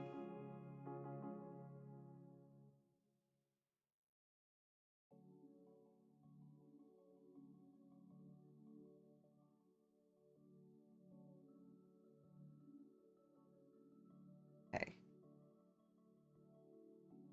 Mirror this. Don't just do what you do with other eye shapes. Until it's coming out amazing. Thank you! I'm doing my best! Goes past it. It goes down like this. This is slightly thicker. We will add that in a minute. We have this kind of lash that goes out. Such as like that. Yeah, we're having to deal with some, like, very complicated designs, and then also, like, the fact that these eyes in the official art are kind of cheating off of the face in a way that makes them, like, allowed to be bigger than the face. And I can't do that in the same way, so I'm just, like, trying to make it. This is wider at the top. It's not wider at the bottom. Okay.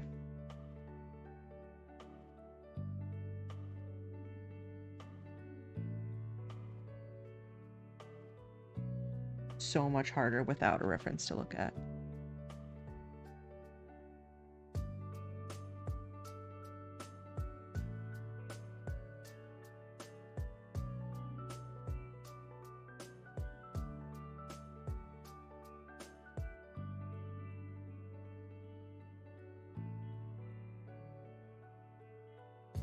Kind of like drawing 3D, yeah, for sure.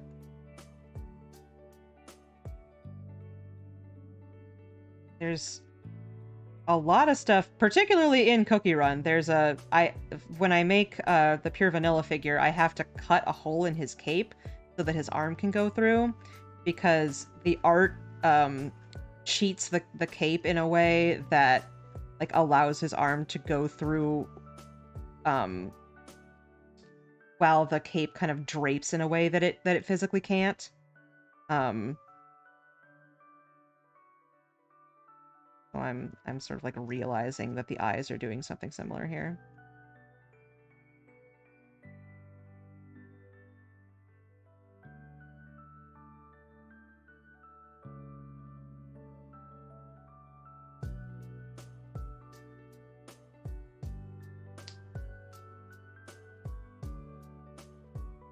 It's this. This is like one line. It's not up and down like the way I normally do eyes. It's up and then down. It's one line. That's what I was getting wrong. Okay. Because the way I do eyes, if I don't have, like, an art style that I'm copying, is like this. This is just, like, this is Ocelot, so he's, like, a realistic character. So making anime eyes, I just do, like, like that. And what was messing me up was that I was trying to do the same thing here, but I was not looking at what it's actually doing. Therefore, it was different from the other side in a way that it shouldn't be. There's so many hobbies I want to try, but not enough time. Yeah, for sure. I just sort of locked onto this one. I don't do, like, any other fiber arts. I'm just a needle felter. I did, cross-stitching a little bit back when I was a kid, but for the most part, it's just felting.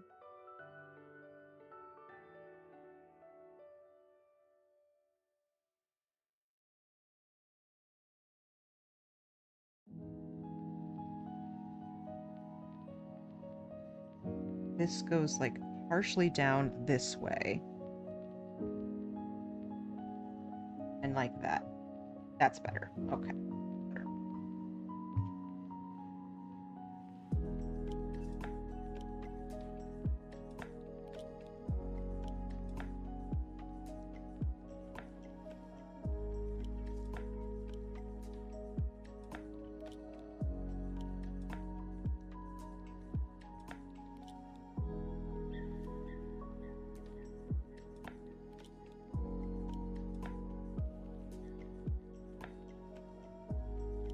goes.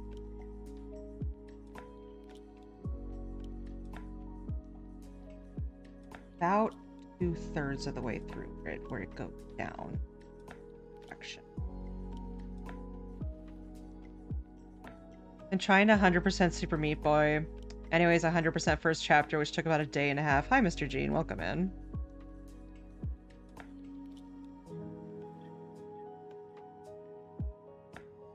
Yeah, some of those, like old school hard games, like, were you actually intending anybody to actually beat this?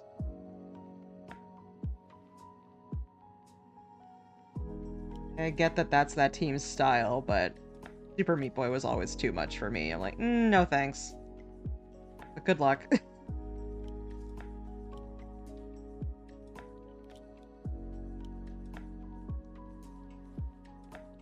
No, they were not. Exactly.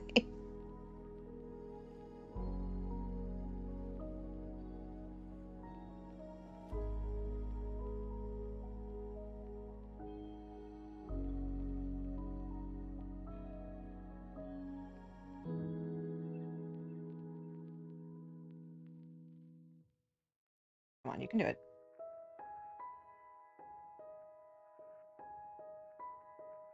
Indie game, the movie. Yeah. I've heard that that's pretty good.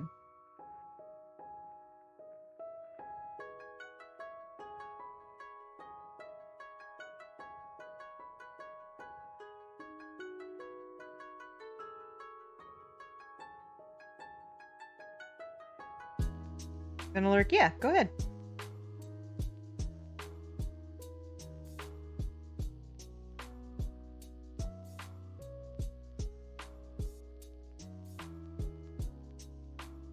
Okay, I think I can breathe. I don't have like a lurk command. Maybe I should.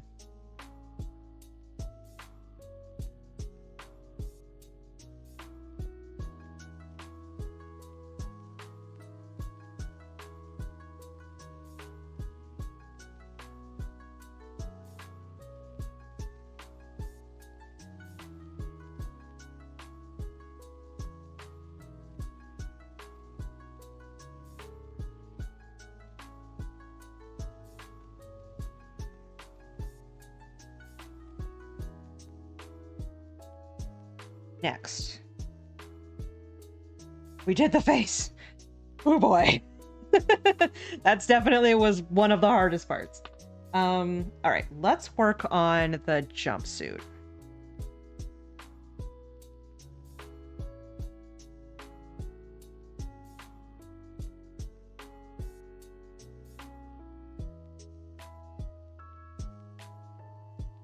Do it, come on. Sometimes the wool does not want to like pull apart because you're like pulling it, like you're pulling the fibers. Hard to explain, but you want to like kind of gently pull them apart, and sometimes you need to like move your hands farther apart so that you're not holding like one fiber together. You're like separating them.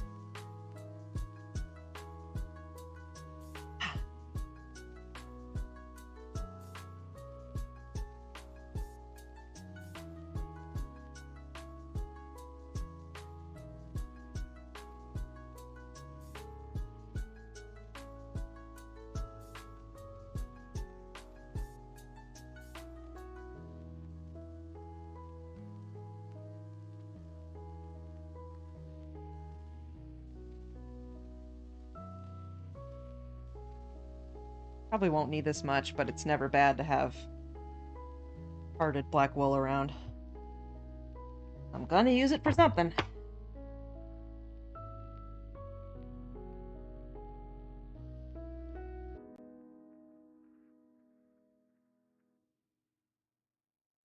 Sorry, I had to do a big stretch because I was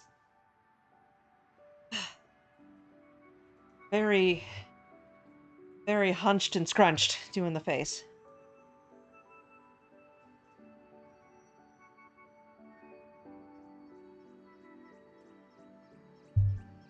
That, and then we can sort of like do this sleeve while we're at it.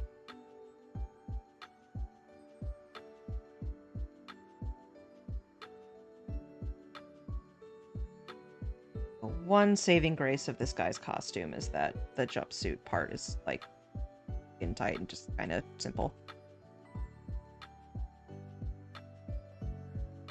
Not that I'm complaining about making this. It's a very cool thing to make. I'm just like, oh god. I gotta get this right.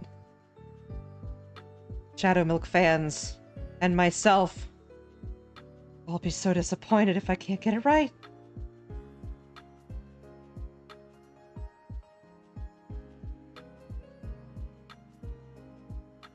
Your head over, sir.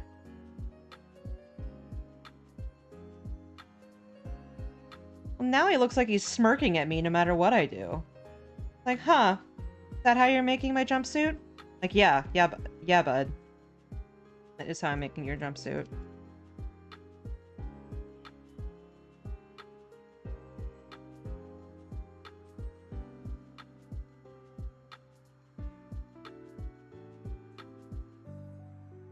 That seems to be his general energy. Yeah, like, please don't do this to my, like, handcrafted dolls, but he's absolutely got the, like, dip him in milk and throw him against the wall kind of energy to him.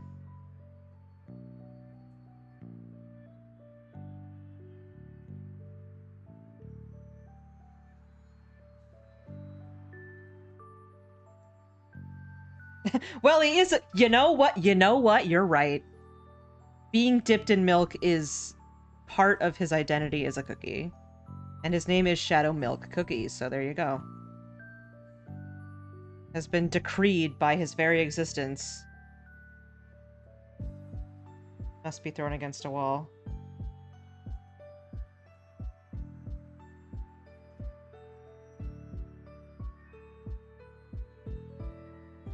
These dolls are pretty sturdy, but, you know, treat them nicely.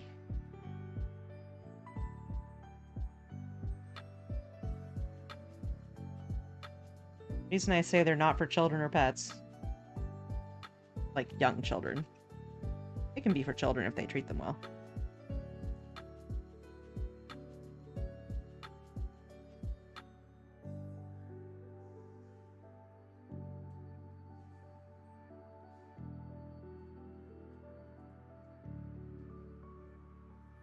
Right now it looks like he's got like a ball gown on. like a high-low slit ball gown. It's kind of cool.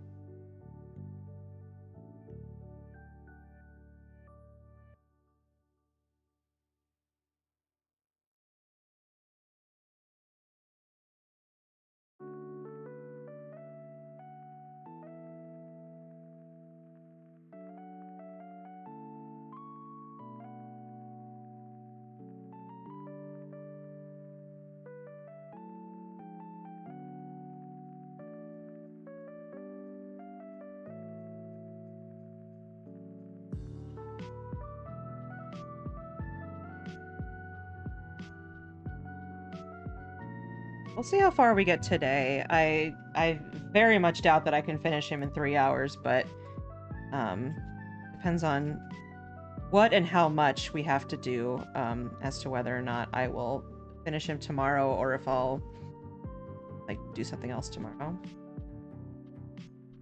I just want people to get a good first impression of my stream, you know?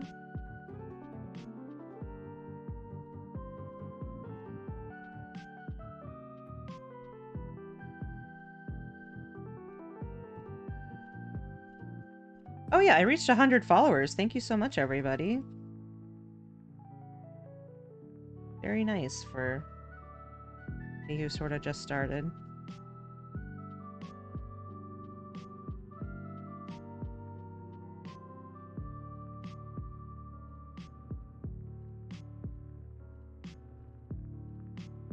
Not planning on being obsessed with numbers or anything. The only time when I was trying to get to affiliate, which was just like, I want emotes. Then we got there and it was fine.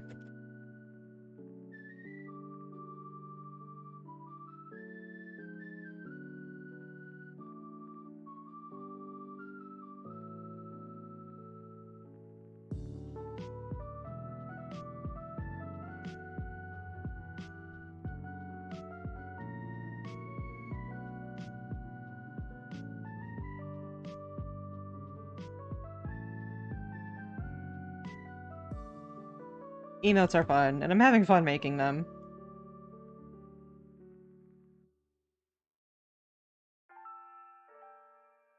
Especially because they're, like, weird, like, physical watercolor things. So, you know, that's fun.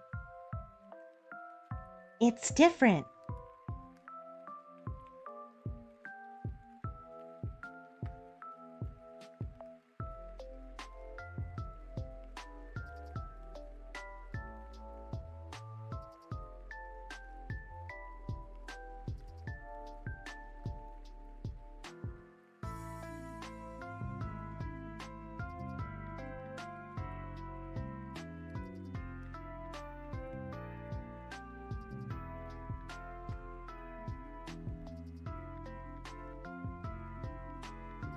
Fine for now.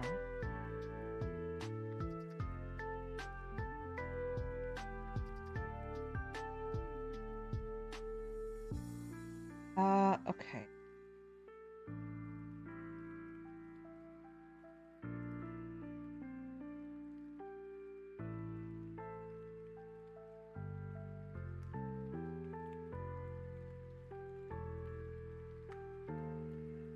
Red.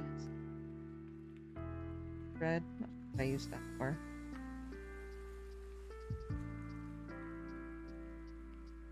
Or maybe it's the sparkly pink from Susie.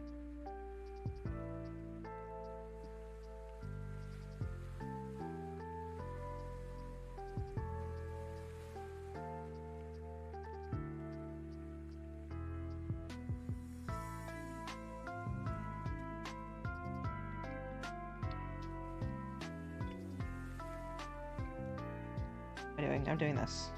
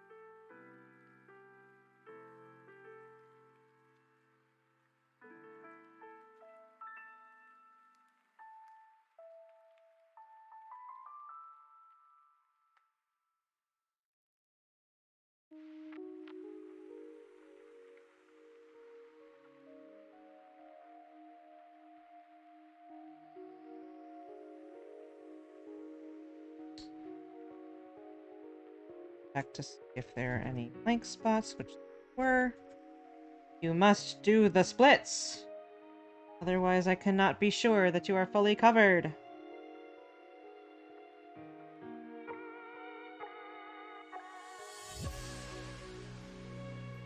Music's making me sleepy.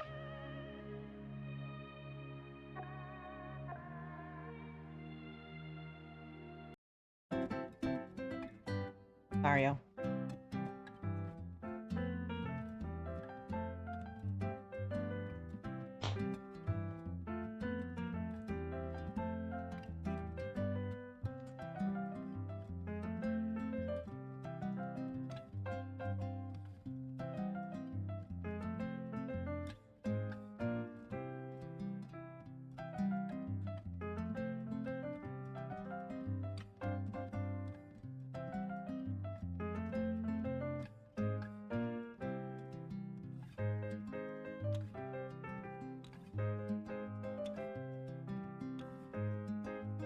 I just don't know if the music in Cookie Run is, like, any good or memorable. So, I mean, if it is, I'll check it out, but...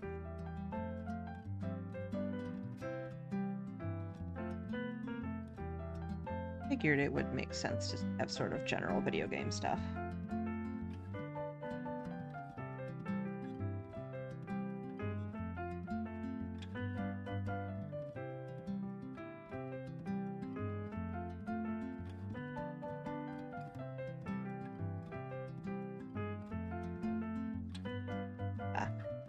Make sure that I'm not pressing too hard because otherwise the white polyfill will sort of come out of the other side. Which doesn't really show up that much on anything but black, but like it is important. Don't stab too hard. Thin piece like this.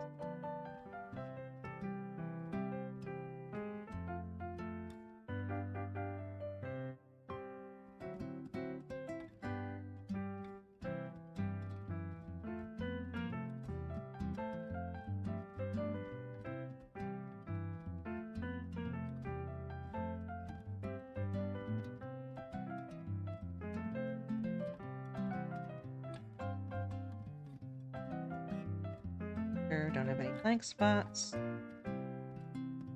Right. Sometimes it's hard to tell if it's like the base peeking through or if it's just like a shine from the ring light.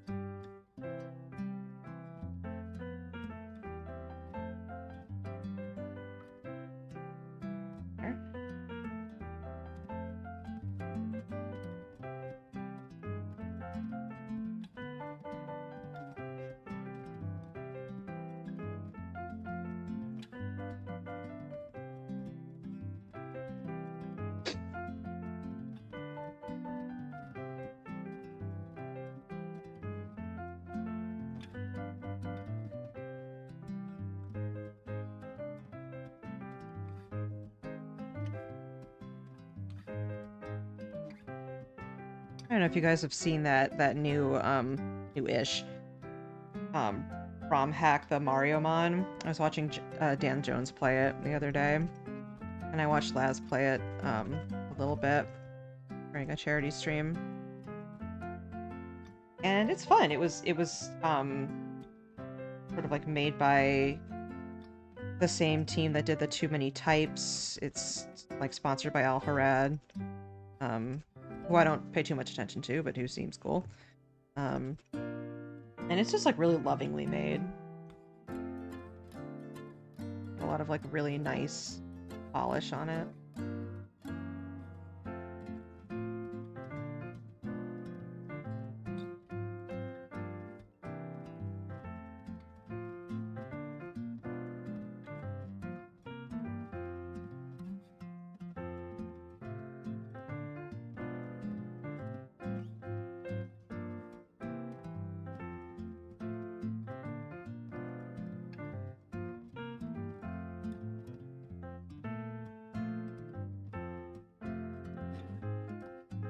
We have legs.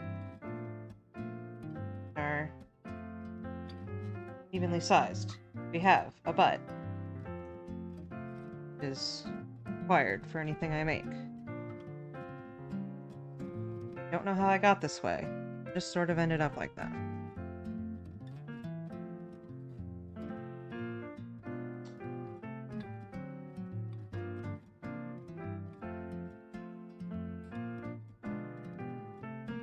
I would have a butts emote, but A, those tend to get blocked by Twitch, and B, we already have hams.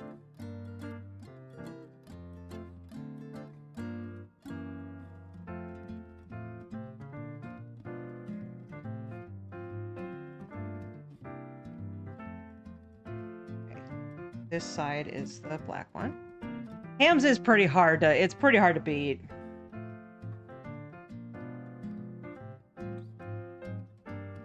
Rena really cooked on that one.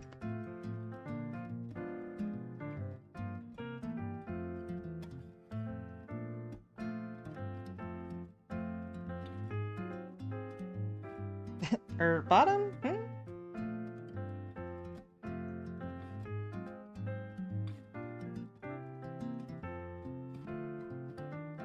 Alright, now's the time of judgment.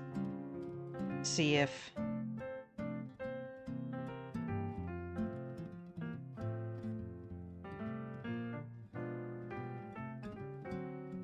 it too flat somehow.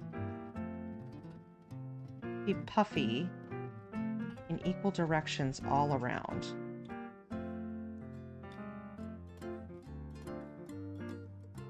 Wasn't necessarily base layers. You have to... Is it a Mario hack or a hack of another game to be Mario themed? It's a hack of Pokemon Emerald to be Mario themed. It's like, it's really cute. Got like Mario enemies and songs and stuff. Yeah, Mario Man.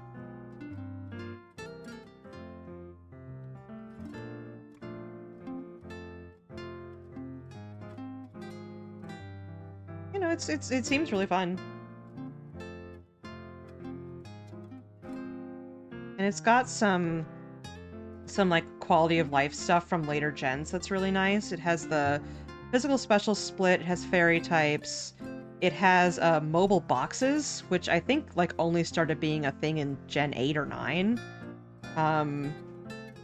There's like boxes on the go, which is extremely nice. Bunch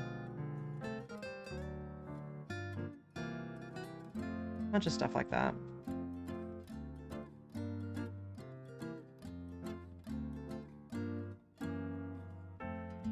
Yeah, there's like a couple other little features like that too.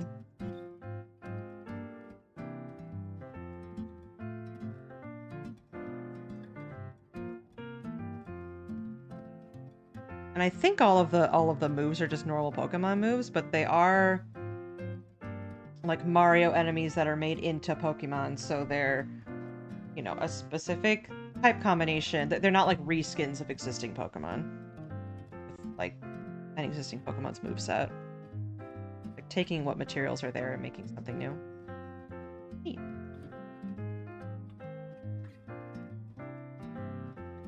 Lots of stuff from like Paper Mario, Mario and Luigi. A lot of like enemies and characters from those games that you wouldn't normally see.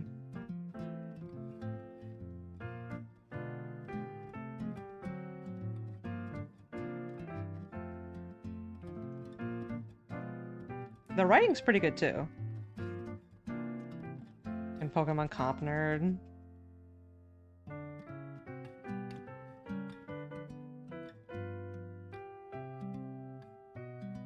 And it seems pretty well balanced too, because a lot of ROM hacks like will overtune the difficulty. They'll just be like, well, you're an adult, so you can do this. It's hard because it's made for, you know, hardcore players. Like, you know, it doesn't have to be stupid difficult for no reason. So it's just kind of like slightly harder than a normal Pokemon game.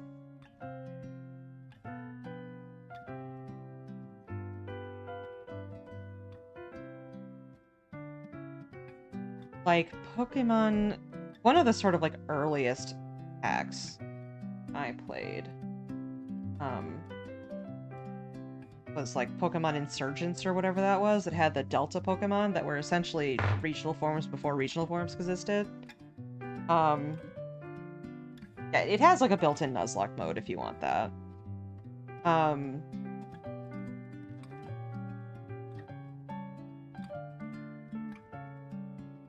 can do it.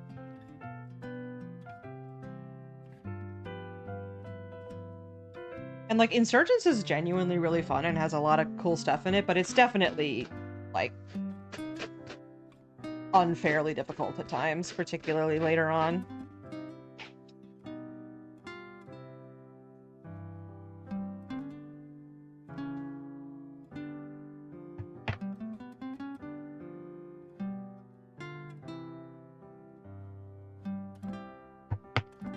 I still wish that one of the, like, original moves from Insurgents was a real move.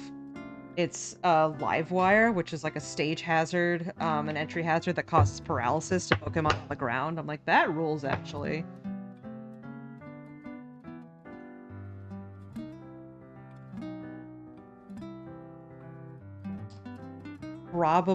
It's probably too powerful if it was a real move.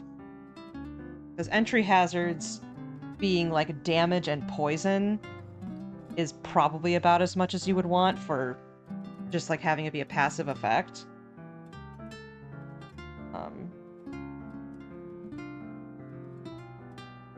But it was fun to play with.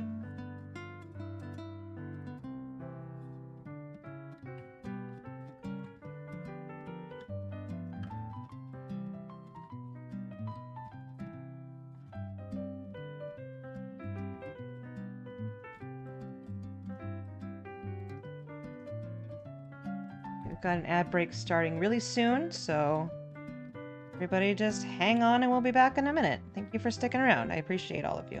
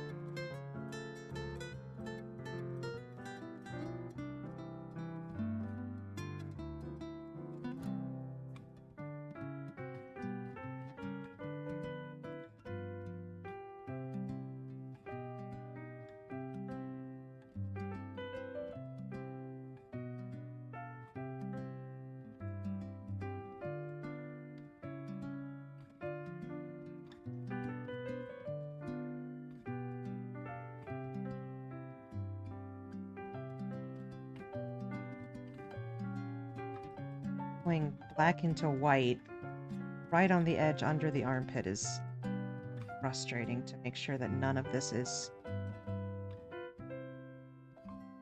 none of the white is showing through.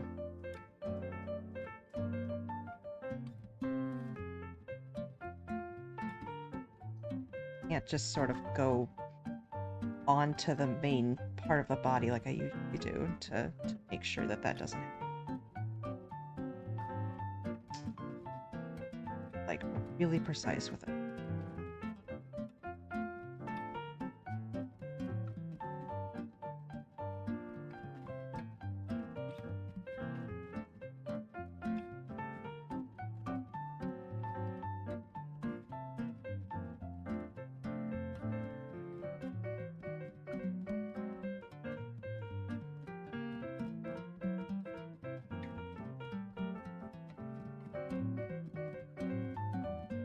Spending some time making sure that this is like really for sure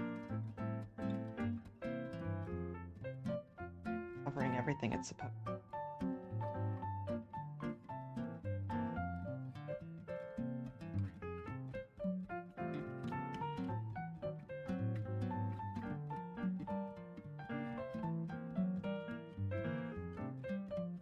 Also check on something.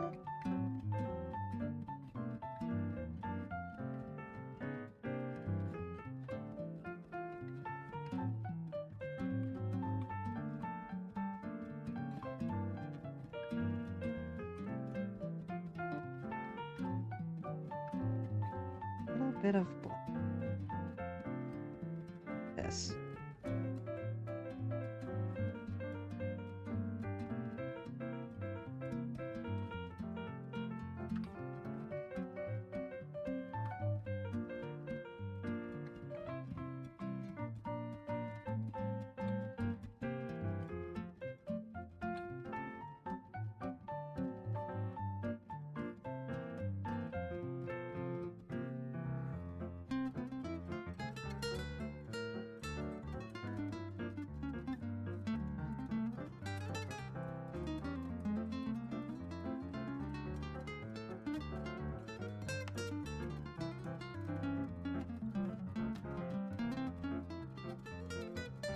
Okay, welcome back, everybody.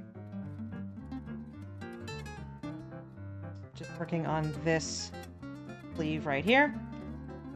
It's musing that it's kind of difficult to have the line between black and white being right at this seam here, because it's difficult to make sure that like the full range of motion is covered And what I do normally to make sure of that is to sort of like take some of this wool that's on the arm and then like put it onto the base to make sure it's covered, but I can't do that here, so I just had to like make extra super duper sure that every part of that was covered.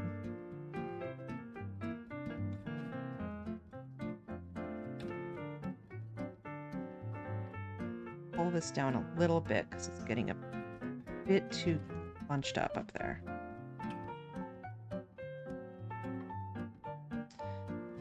Also, after this, we are going to be raiding into Juno Moons because he is playing more Deltarune. And I'd like to hang out in voice for part of that. So I know that before I did a stream where like we were streaming at the same time, but for something like this where I hadn't made it before, I like needed to concentrate. Whereas last time I was making mallow. I'd made many times. Relatively simple.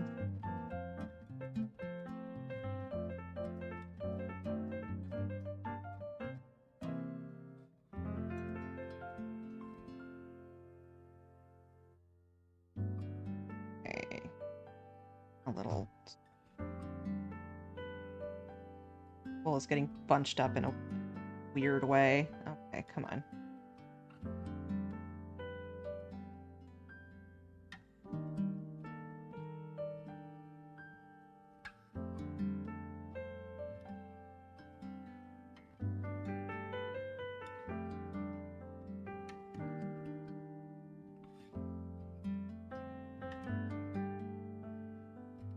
Aw, dire dogs.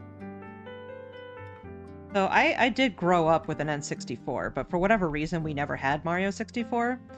But I did have Mario 64 DS, and so that's where I experienced most of it. And I used to just boot it up and hang out in Dire Dogs because I liked the music.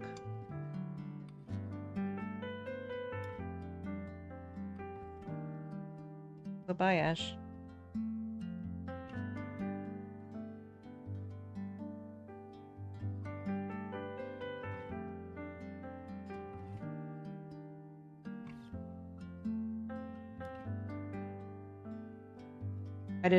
I did not enjoy the controls. Well, I was a dumb little 12-year-old, something like that, and I was like, hooray! I'm playing this on my brand new Nintendo, not 3DS, regular DS Fat. And I'm so excited to have it, so I don't think I minded, but I definitely did, like, boot it up relatively recently, and I was like, wow, these controls are very, like, early DS controls, meaning that they're, like, allergic to buttons, and everything has to be touchscreen.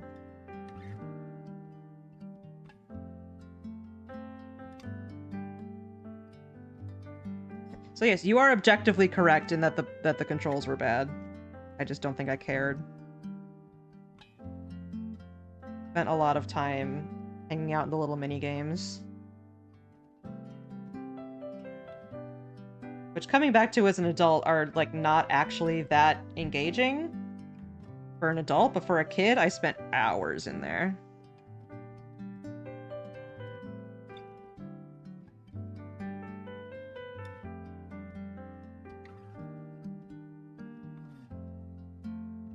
Oh, up, sir. Hope you're good.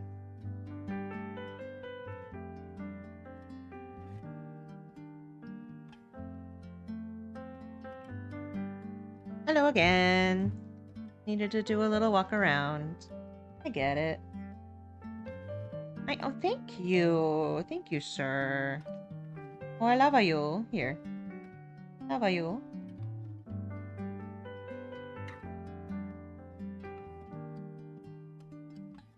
Little baby. He is my son. I love him.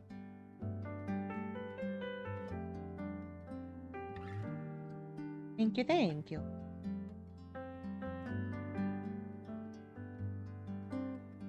If I don't take a break to pet my dog, then, like, what am I doing here, you know?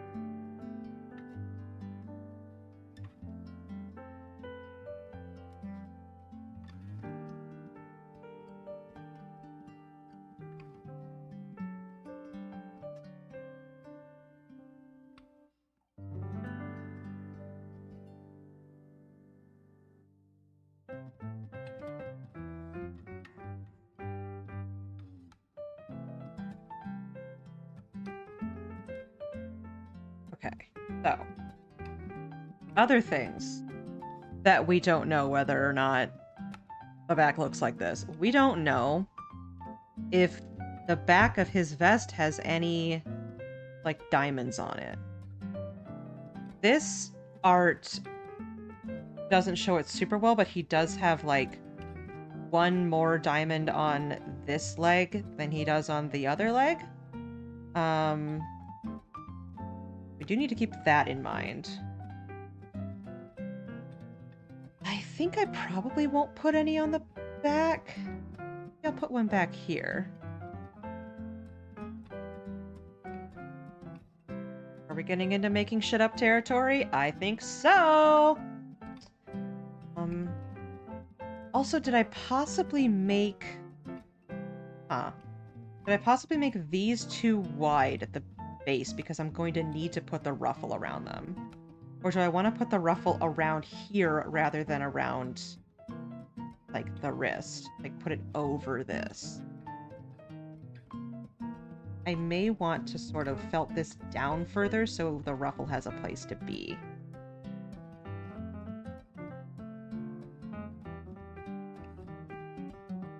So that it still looks like it puffs out here.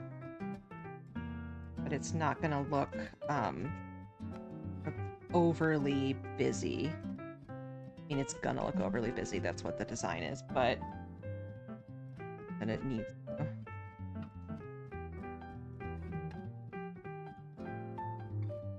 They're the things that we learn when we make something for the first time. We just go, oh wait, not gonna work with the thing that I need to add later, so let's prepare for it.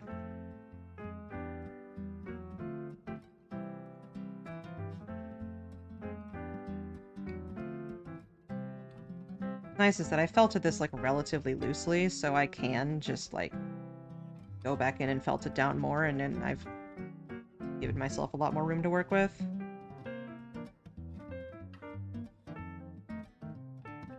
Okay, back to what I was doing.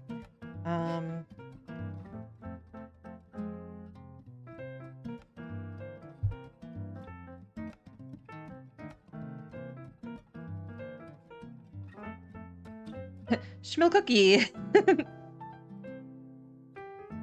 Thank you, Flute. I'm working hard on getting him correct because the design is, like, very complicated and very iconic, so I want to make sure I'm doing it justice. I was suffering with the face a little bit, but I got it right eventually.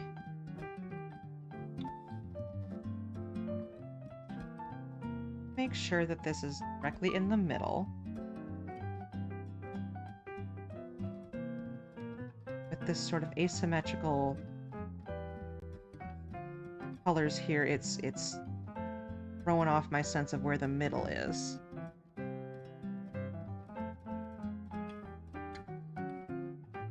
Face looks like a lot of precise work. It was! I was doing a lot of, like, narrating what I was doing. Be like, and this goes here, and this is specifically this color, and but we gotta do and not you know.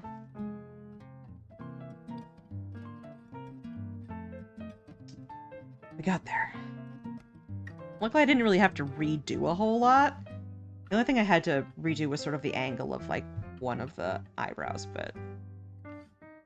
bad. Just had to, like, really pay attention to what I was doing.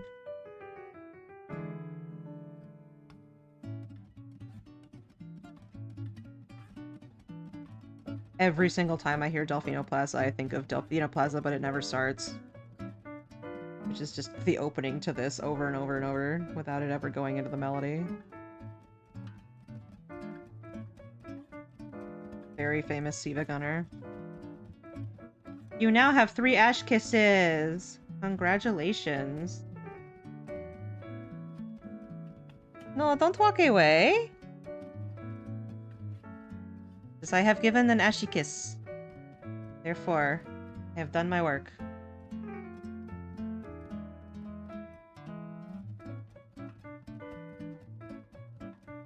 High quality rip if I've ever heard one.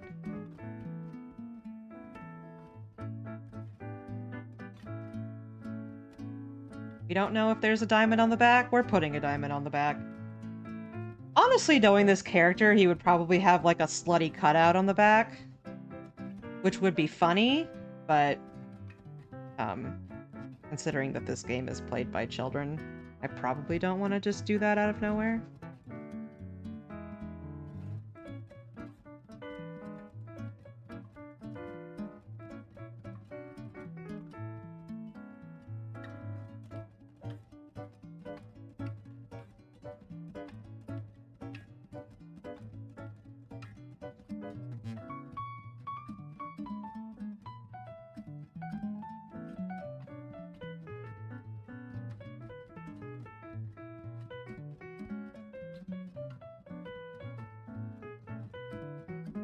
Is there something to be said about a gacha game that is, like, not necessarily primarily, but definitely, targeting children?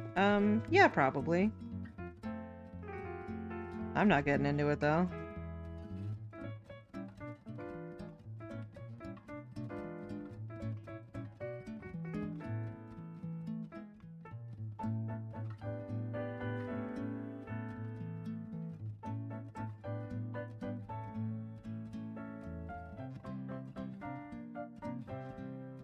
I think it is.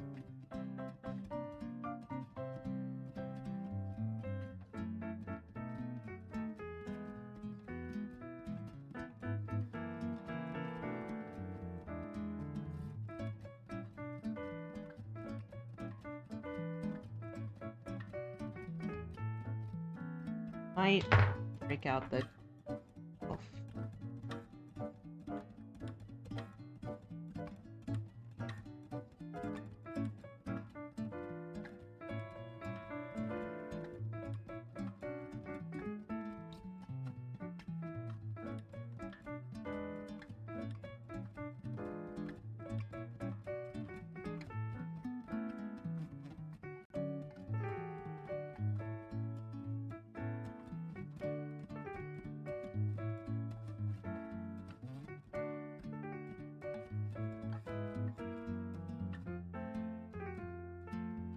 This week alone, YouTube has served me about 30 "gambling is good, we have specialized staff to help you set limits before you become a problem gambler" adverts, so I'm gonna give gacha games a pass this time.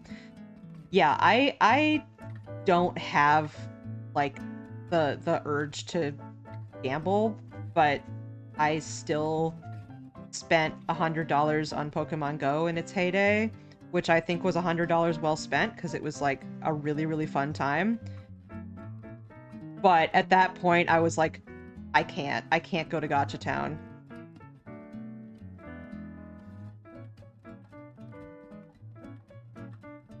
Like I said this before, but because Pokemon Go had like a soft kind of stopping point where it's like, if you want to continue playing this game, you need to go walk somewhere. And therefore, if you're just sitting there, there's a limit to sort of how much you can do. And other gacha games, it's like, no, you can just sit there and roll for this guy all you want, because he's, like, super duper rare, surprising nobody. And so, much money is spent trying to get this lad. It would probably genuinely be cheaper We buy this doll of him rather than roll to get him in the game. I have enough expensive addictions already. Yeah, I collect anime figures. I don't do it like as much these days just because I have like most of the anime figures that I want, but like everybody's got a hobby that they spend money on, and if your thing is gacha, then go for it. You know, I'm not about to judge you for it. Even if it sounds like I am, I'm not. It's just like for me, that's not a thing I want to do. Got me to walk in the parks when I lived in Cambridge. Yeah, I lived in Boston at the time. And like everybody loved it, and they were all walking around, and the train stations were gyms, and at the office everybody was like re-upping our like eggs and incense and stuff. Like it was great. I definitely don't regret playing it and spending money on it. But like Fire Emblem Heroes came out shortly after that, and I'm like, ooh, and then I'm like, no, I cannot.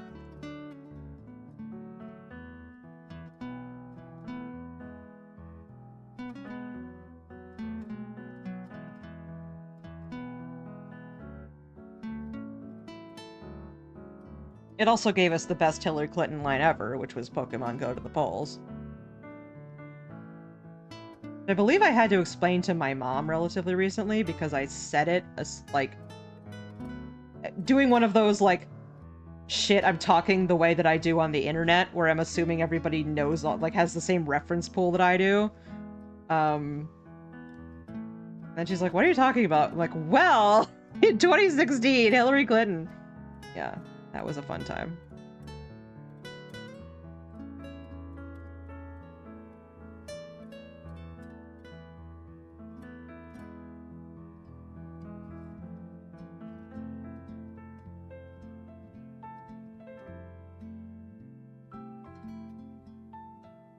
I mean, 2016 was a rough time regardless, but it was in some ways a simpler time. Any time in the past is generally a simpler time.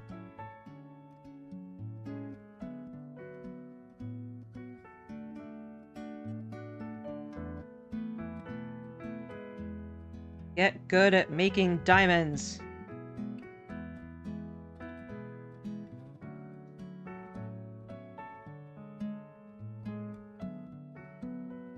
Definitely gonna have a get good at making eyes thing. Soon.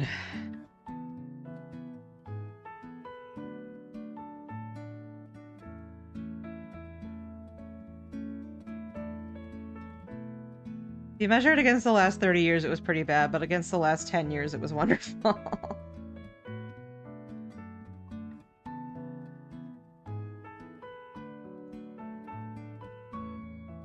You know, I know this year's been rough, and a lot of the last few years have been really rough, but I'm in a better place emotionally than I have been in a long time, so I'm personally doing alright.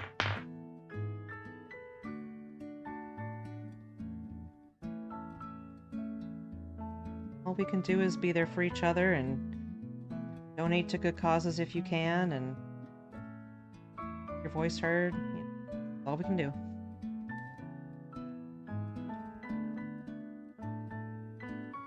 That's my take on it, at least. Some people are more like, you need to be angry all the time, which is not necessarily an incorrect take. It's just a, hey bud, I have like a really severe anxiety disorder and I simply cannot.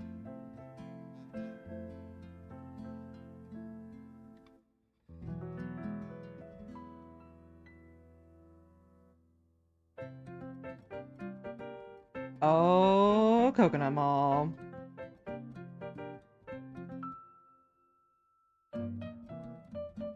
Hey, you guys should press exclamation point Coconut Mall. See what that does.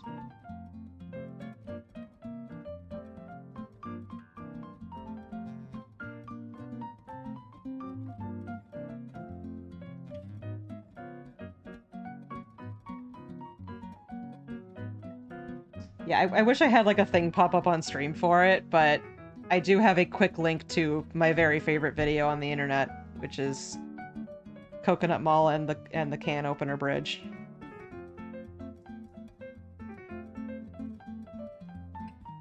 Granny Weatherwax's perspective on anger. I have not heard of that person, and what can you give me like a quick summary of what that is? Of what their perspective on anger is?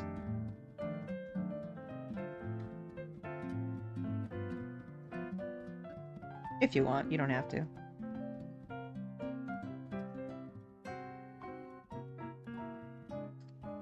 How many of these vents are we gonna do? That's a great question, Mega Man.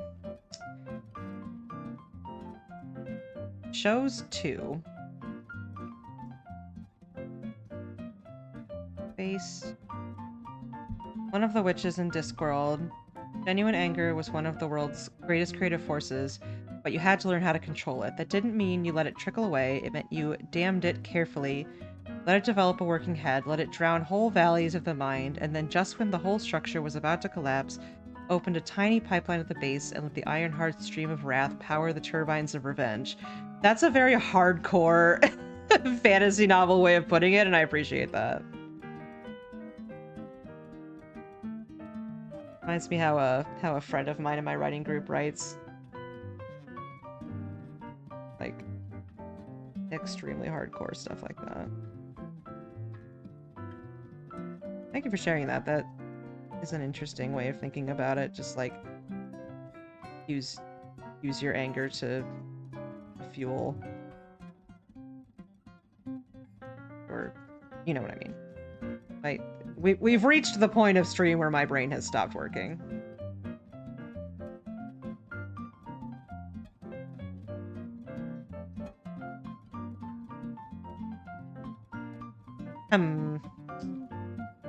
Should I put these farther up so you can actually Yes, I should.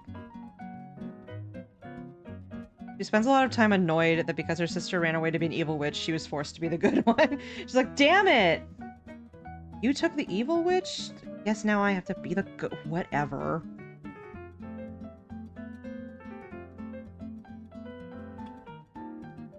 Being the good witch is being handed the Mad Cat's controller.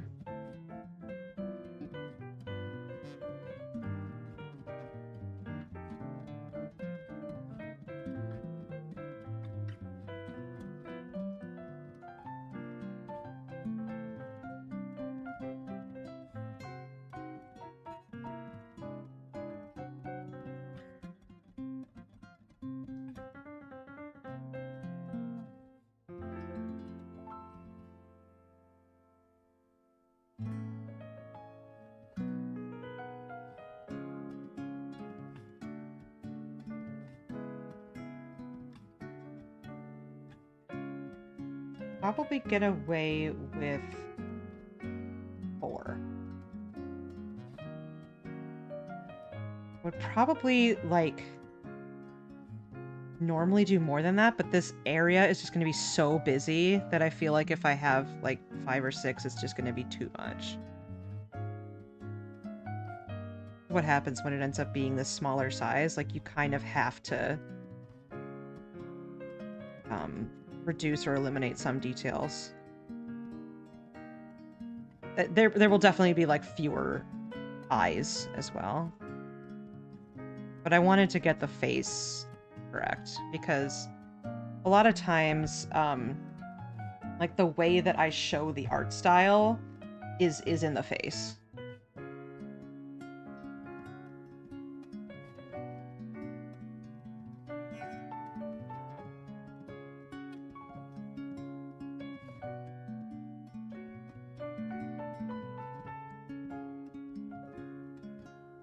This is going to look a little bit barren right now, but with the ruffles and that big gem, I think it's going to have just the right amount of too much detail, rather than like, this is hard to look at, too much detail.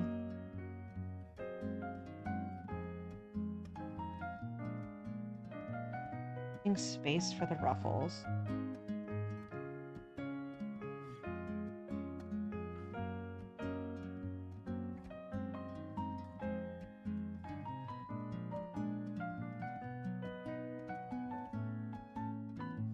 What am I doing? I'm doing...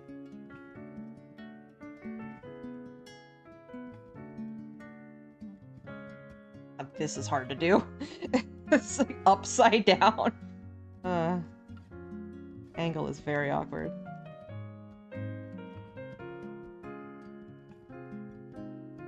Milk, where do you get off having details on the underside of your arm?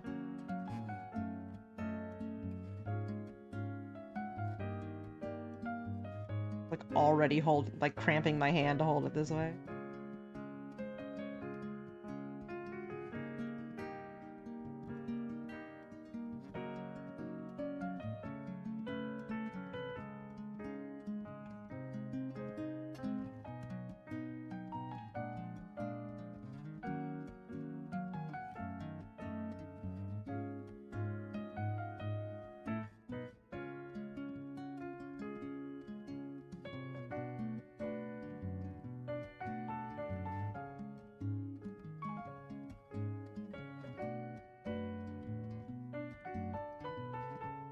Ouch.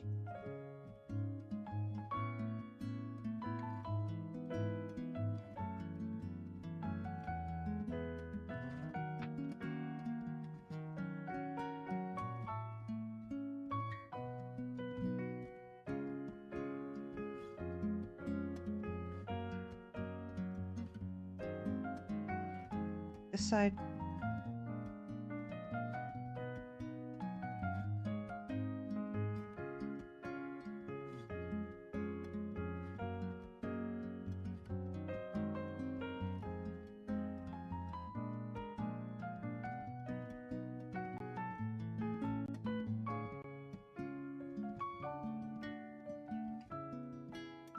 Maybe we can see if we can do these little, like, lapels or whatever they are. They kind of mirror ones that Pure Vanilla has.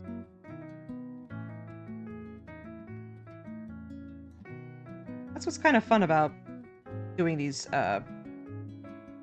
dolls, is that I have to pay attention to every aspect of the design. Like, I don't know if I would have noticed before that those little triangle details are the same as the ones on Pure Vanilla's cape.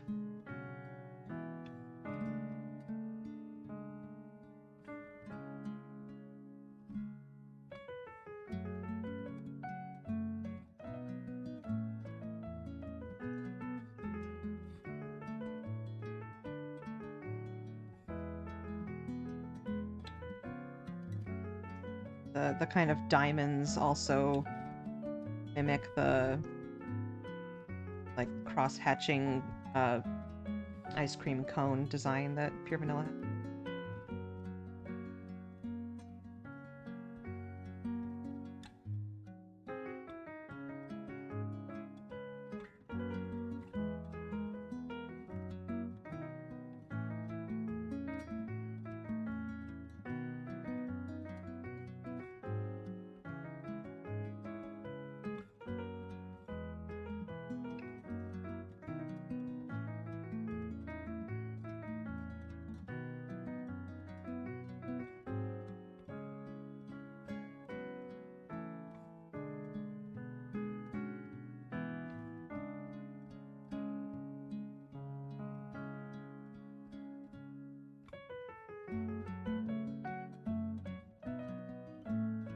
That in, or even though it's covered by ruffles.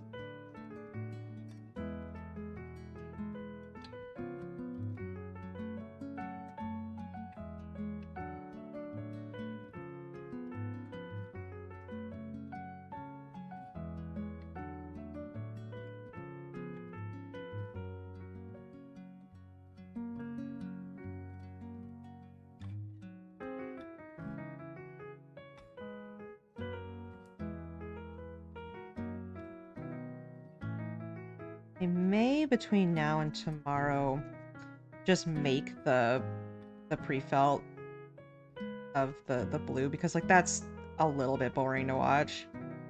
And it also helps if I iron it, so I'm trying to have, like, stuff be exciting. I should do that.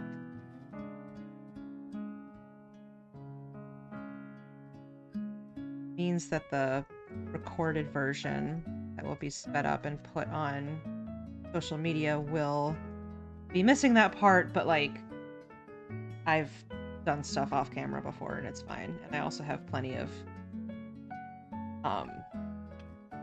instances of me showing how to do that on camera as well.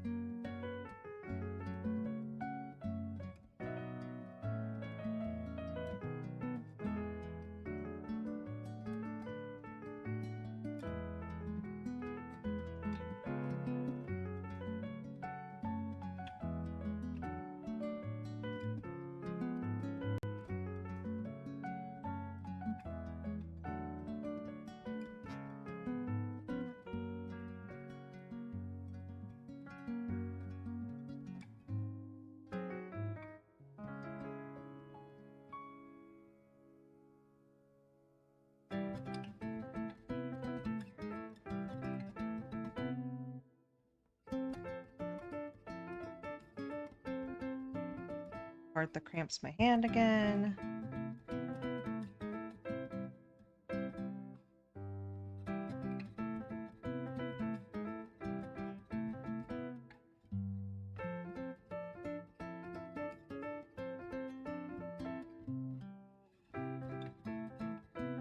I could do this.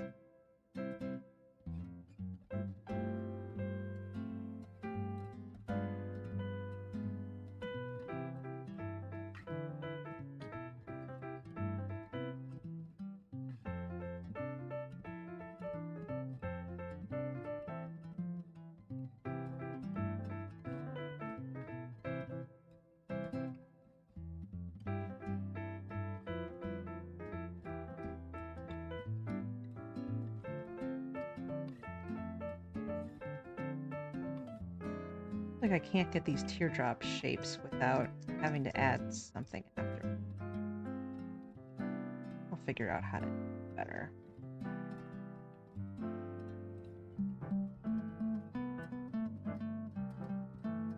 I can't like roll up a ball of have it be enough on the way.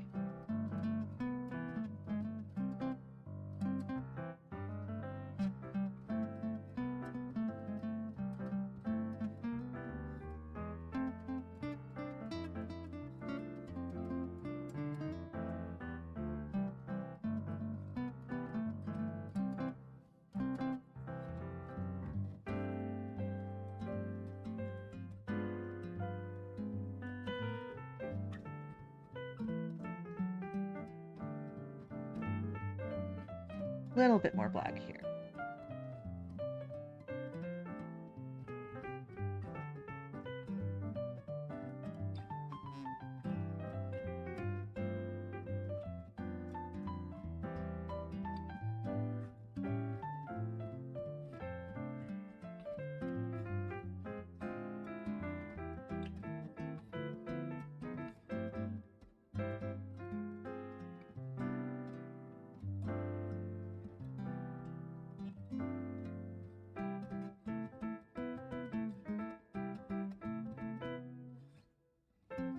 Okay, so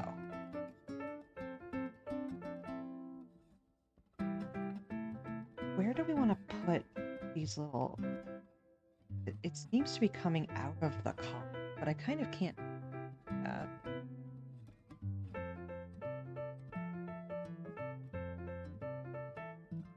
What's the best way to do this collar?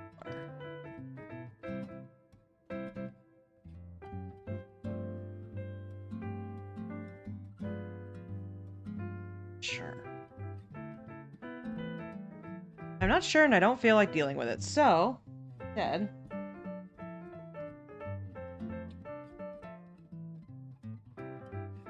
full gem.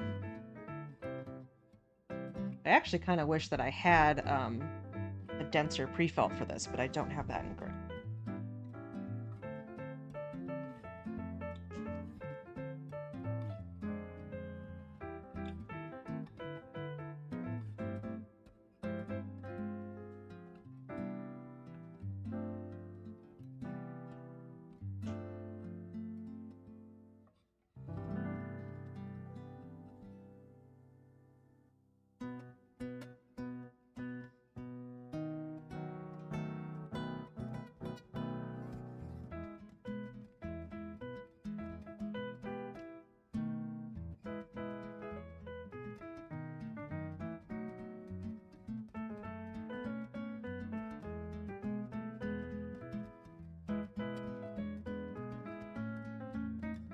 We may leave... I can sort of approximate that.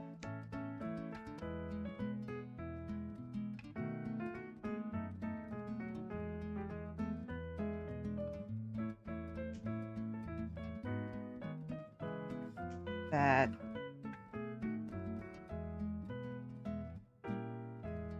well... fucked it. Well... I think this does just have to be a diamond rather than having these little trail thingies off of it. Can I fix it? Being too obvious?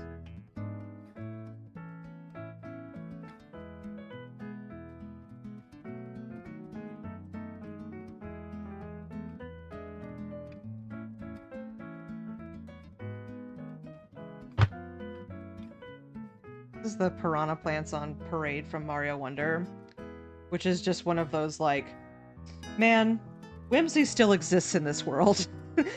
I'm happy.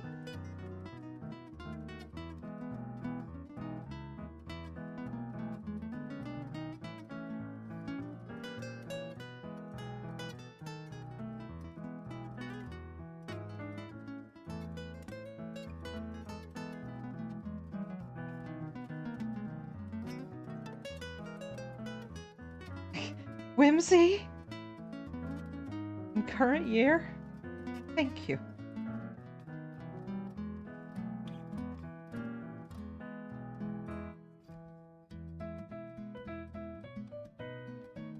Okay, the Pure Vanilla's version of this gem is also somewhat simplified.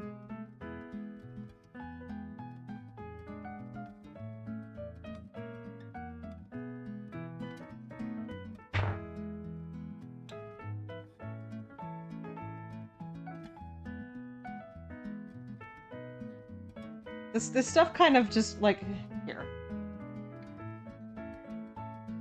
The wool kind of ended up in a pile that looked like this over on the side here. And I'm just like, where is anything? Where did my everything go? I'm usually a lot more, like, organized when I'm not doing a stream, but when I'm doing a stream, it's like, it goes over there. Like, damn it, no! My almost OCD hates this.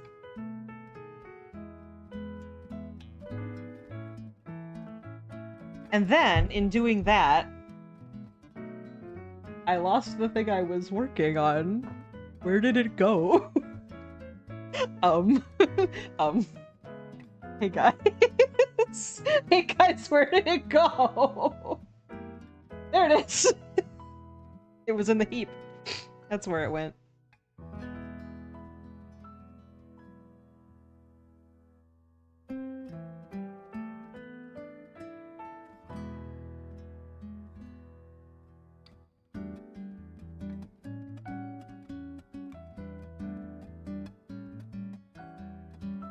This is my, like, concession to the colors of the gem not being the same between the two of them. That the background is going to be the same.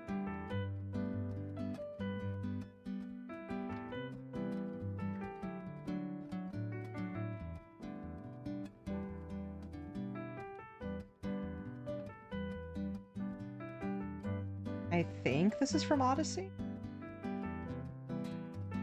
Don't remember.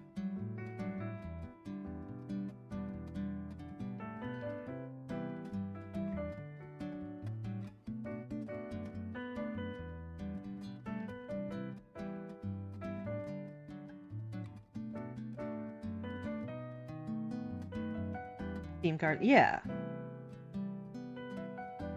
Yeah, I kind of can't read it. It's too small on my screen. Also why I can't, tell if like, when somebody follows. I like, semi have anonymous follows on, because you can see it on the screen, but I can't really read it at this size, so I'm just like, thank you for the follow.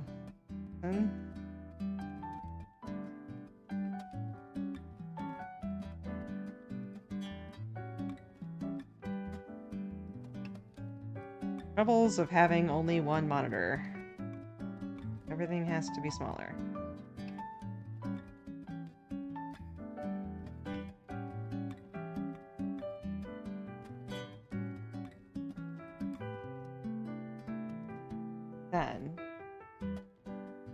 it's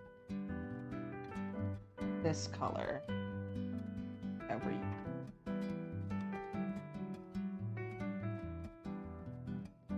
and black for the eye.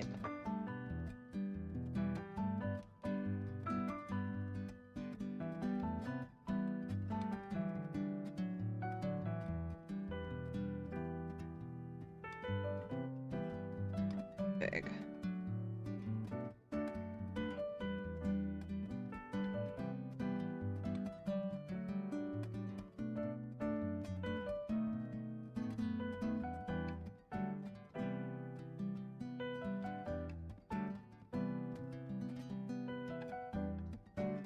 Also, if I had a nickel for every time I made a toxic yaoi couple, I would have 2 nickels. It isn't a lot, but it's weird that it happened twice. The other one is Snake and Ocelot.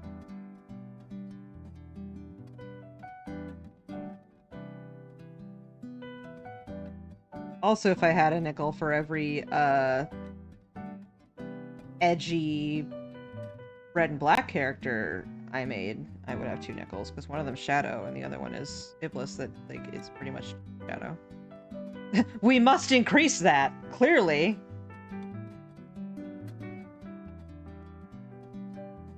We have other queer characters, Dorothea, who's bi. Sure there are others that I'm not thinking of right this second. Asterion, also bi. Technically, if we do, like, Asterion and then my Baldur's Gate 3 character, my Tav, they're a yaoi couple. They're not toxic, though. At least not, like, at the end of the game. I demand more yaoi! You got it, bud.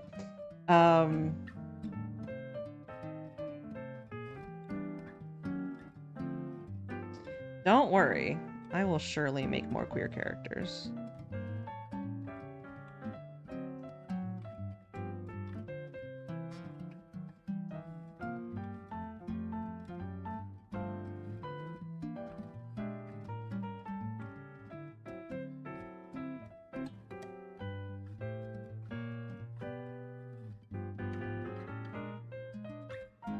Not like super easy to see when it was so small, but that's what that looks like.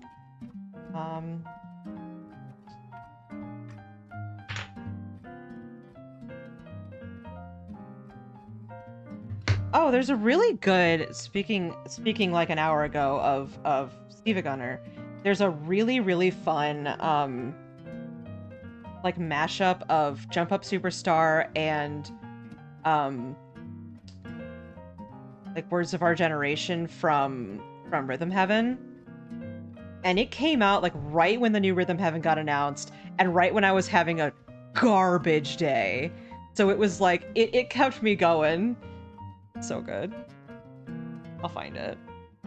I'll find it and then we'll raid out. As with all Steve Gunner things, you're not just going to be able to, like, find it that easily.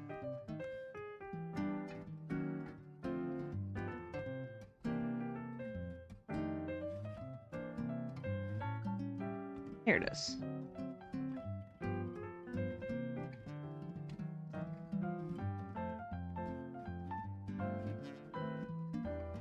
Nope, you can do it. And it doesn't need to be in my playlist, it just needs to be that. So yeah, listen to that when you have the time, that's fantastic. Okay, so.